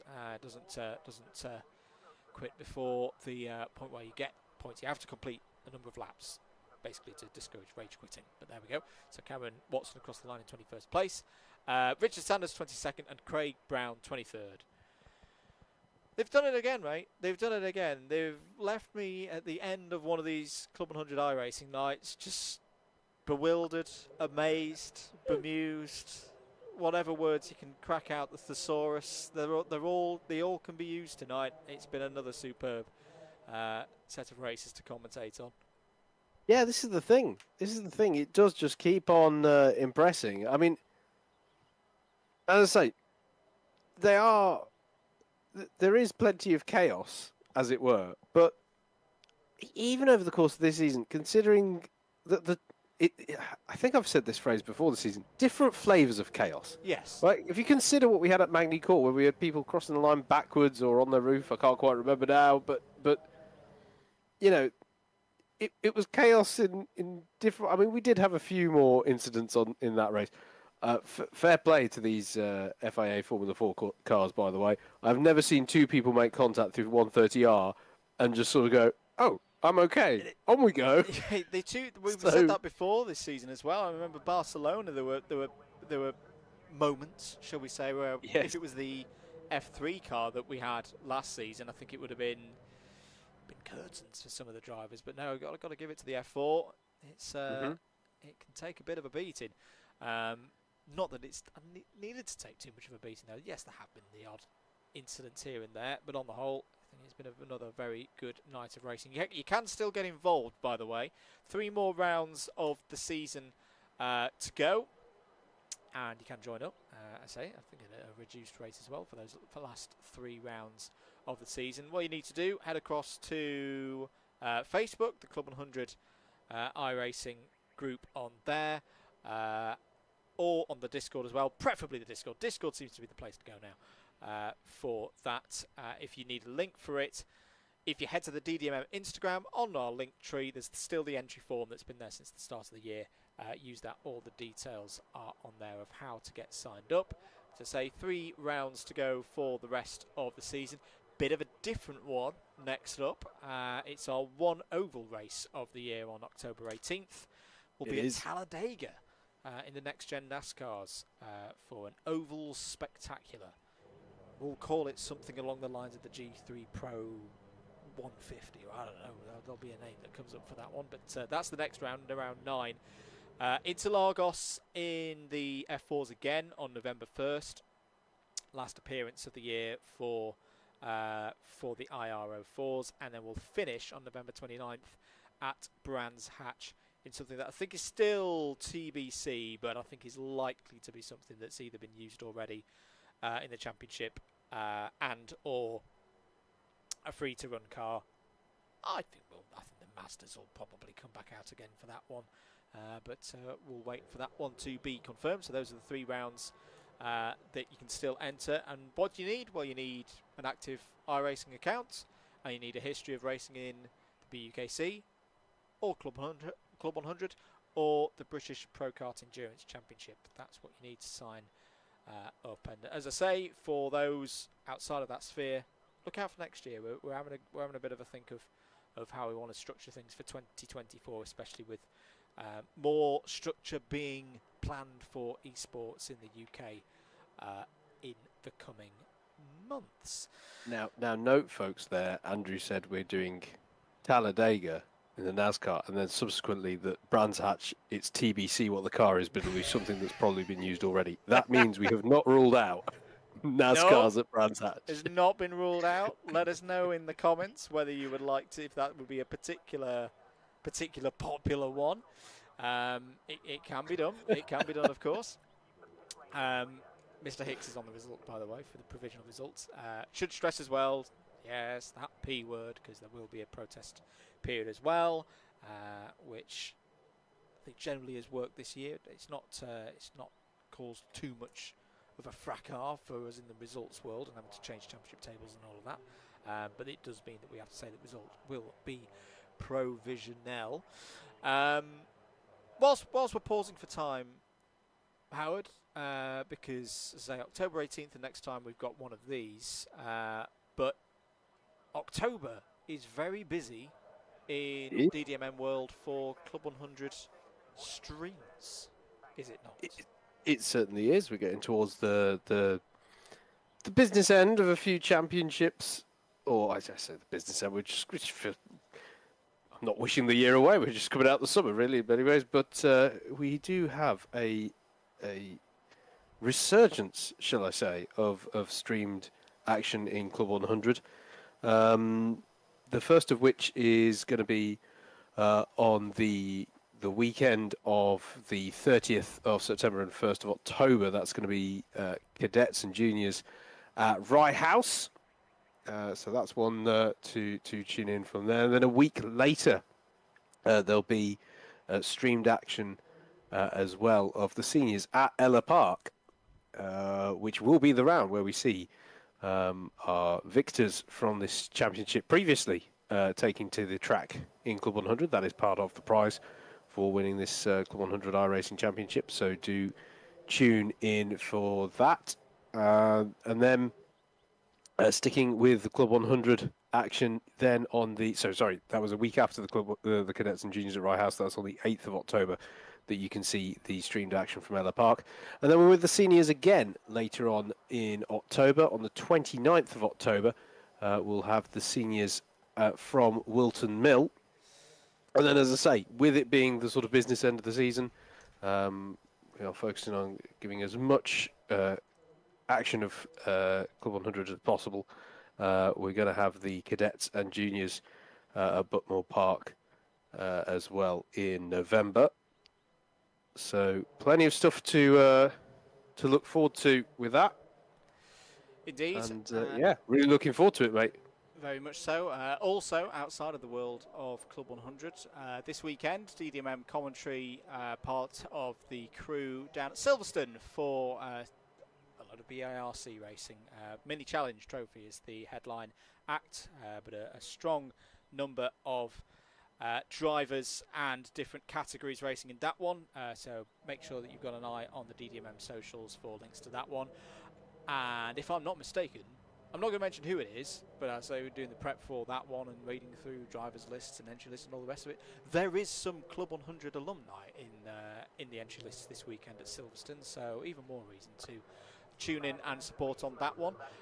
Also, keep an eye out for an announcement in probably the next week or so, with a new championship that we've not covered before, joining the fray on the DDMM calendar. Also, before we have the next round of the Club 100 and BUKC iRacing Championship, just before the next round 9, it is of course mid-October, which means a trip out to Italy. The Rock Cup Super Final will once again have English commentary provided by DDMM, joining Daniele Laspina out there at Donato for 3 excellent days of international karting that you'll all be able to follow via the DDMM social channels. Thank you once again for your support. If you've not followed or you wanted to follow, Instagram at Double Dash MM, Facebook at Double Dash MM as well, Twitter also, but I'll be honest, we don't really use that one anymore. And of course here on the YouTube channel, more to come in the coming days, weeks, months ahead. We have a provisional result. I'm going to read it from the bottom up. It's 23rd, Richard Sanders, 195 points. 22nd, Matt Hale, 199. 21st, Simon Delamere, 200.5. Tiebreaker there between Delamere and Brown that goes the way of Craig Brown, who takes 20th spot. All of these round positions, by the way, will convert into championship points. 19th place, David Whitehouse on 211. 18th, James Fremont on 211.5. William Doyle, 17th on 212.5. Cameron Watson is 16th and just outside the C2 podium on 214. Andrew Dawson, 3rd in C2 on 218.5, actually loses out in a tiebreaker to Dan Gamblin. So Dan Gamblin takes 2nd place in C2, 14th overall. What a night for our C3 winner, who obviously straight to the point. Continuing that performance, I think he'll get promoted to a C2 fairly quickly. We saw it similarly with Matt Salmon earlier in the season. Antonio Gizzonio, a very credible 13th place with 219 points tonight for Antonio on his debut. 12th for Tom Edwards, 220. Tom Dix, 11th, 221.5. Tim Penny is inside the top 10 again on 223.5. Mike Hart, 9th on 224. Sam Sanders, 8th on 226.5. Charlie Summers, 7th on 227. Kieran Harrison, this is the interesting one because this will convert, of course, into a championship score, probably his worst championship score of the year so far when he's been able to compete. 229 points scored. Kieran Harrison 6th in the standings. In 5th place we find our C2 winner, continuing a great run. Still needs to work hard for that C2 victory. It's not been a perfect season so far for Murray Adams, but tonight has been a good night. 5th place overall, the win in C2 on 230.5. Just misses out on 4th place on a tiebreaker with Adam State. Onto the podium, 3rd place for Steve Hicks. 239 points scored by Steve Hicks tonight. There were 2 drivers clear out front tonight here at Suzuka. Garrett Berry finishes 2nd on 245, but it is yet another win for Josh Ladd, the reigning champion, back tonight, possibly for one night only. But for what it's worth, he has scored 252 points and takes the win for round 8 of this year's Club 100 and BUKC iRacing Championship. What can we say about that to finish, Howard? Well, we said at the start of the evening, did we not, that Adam State needed to beat Kieran Harrison. We did. And he's done just that, as has Steve Hicks as well. Yeah. Also featuring prominently at the sharp end of that season. So I think, mate, just in case we haven't had enough excitement, over the next few rounds, we're also going to have to be talking championships. And those drop scores are going to start coming into play. It's going to be a fascinating end to this season. So, you know, if you've enjoyed the racing, how about throwing some championship spice into the mix as well, folks? Do be sure to join us for the remaining rounds of this Club 100 iRacing Championship, because it's going to be good. It is indeed. We're going to wrap things up there, everybody. Thank you for joining. Thank you for your comments. Thank you for subscribing as well. Do share the stream out with your family and friends and stay live to watch at your leisure. Next round, as we say, we're going to the ovals, over to the United States of America. Talladega will be our host for round 9 of this year's Club 100 and BUKC iRacing Championship on October 18th. If you want to get involved, if you're on iRacing, or even if you're not on iRacing, sign up now. Go through Motorsport UK. They've got some decent deals to be had there with some of their esports initiatives. Get on the grid for the final 3 rounds of the season. All you need is an active iRacing license, active account, and a history of racing in Club 100 or BUKC or BPEC. We'd love to have you on the grid for the final 3 rounds of the season. My name's been Andrew Mather, he's been Howard Mitchell. Together we have been Double Dash Motorsport Media. Thank you for joining us here tonight. Hope you have a wonderful rest of your week.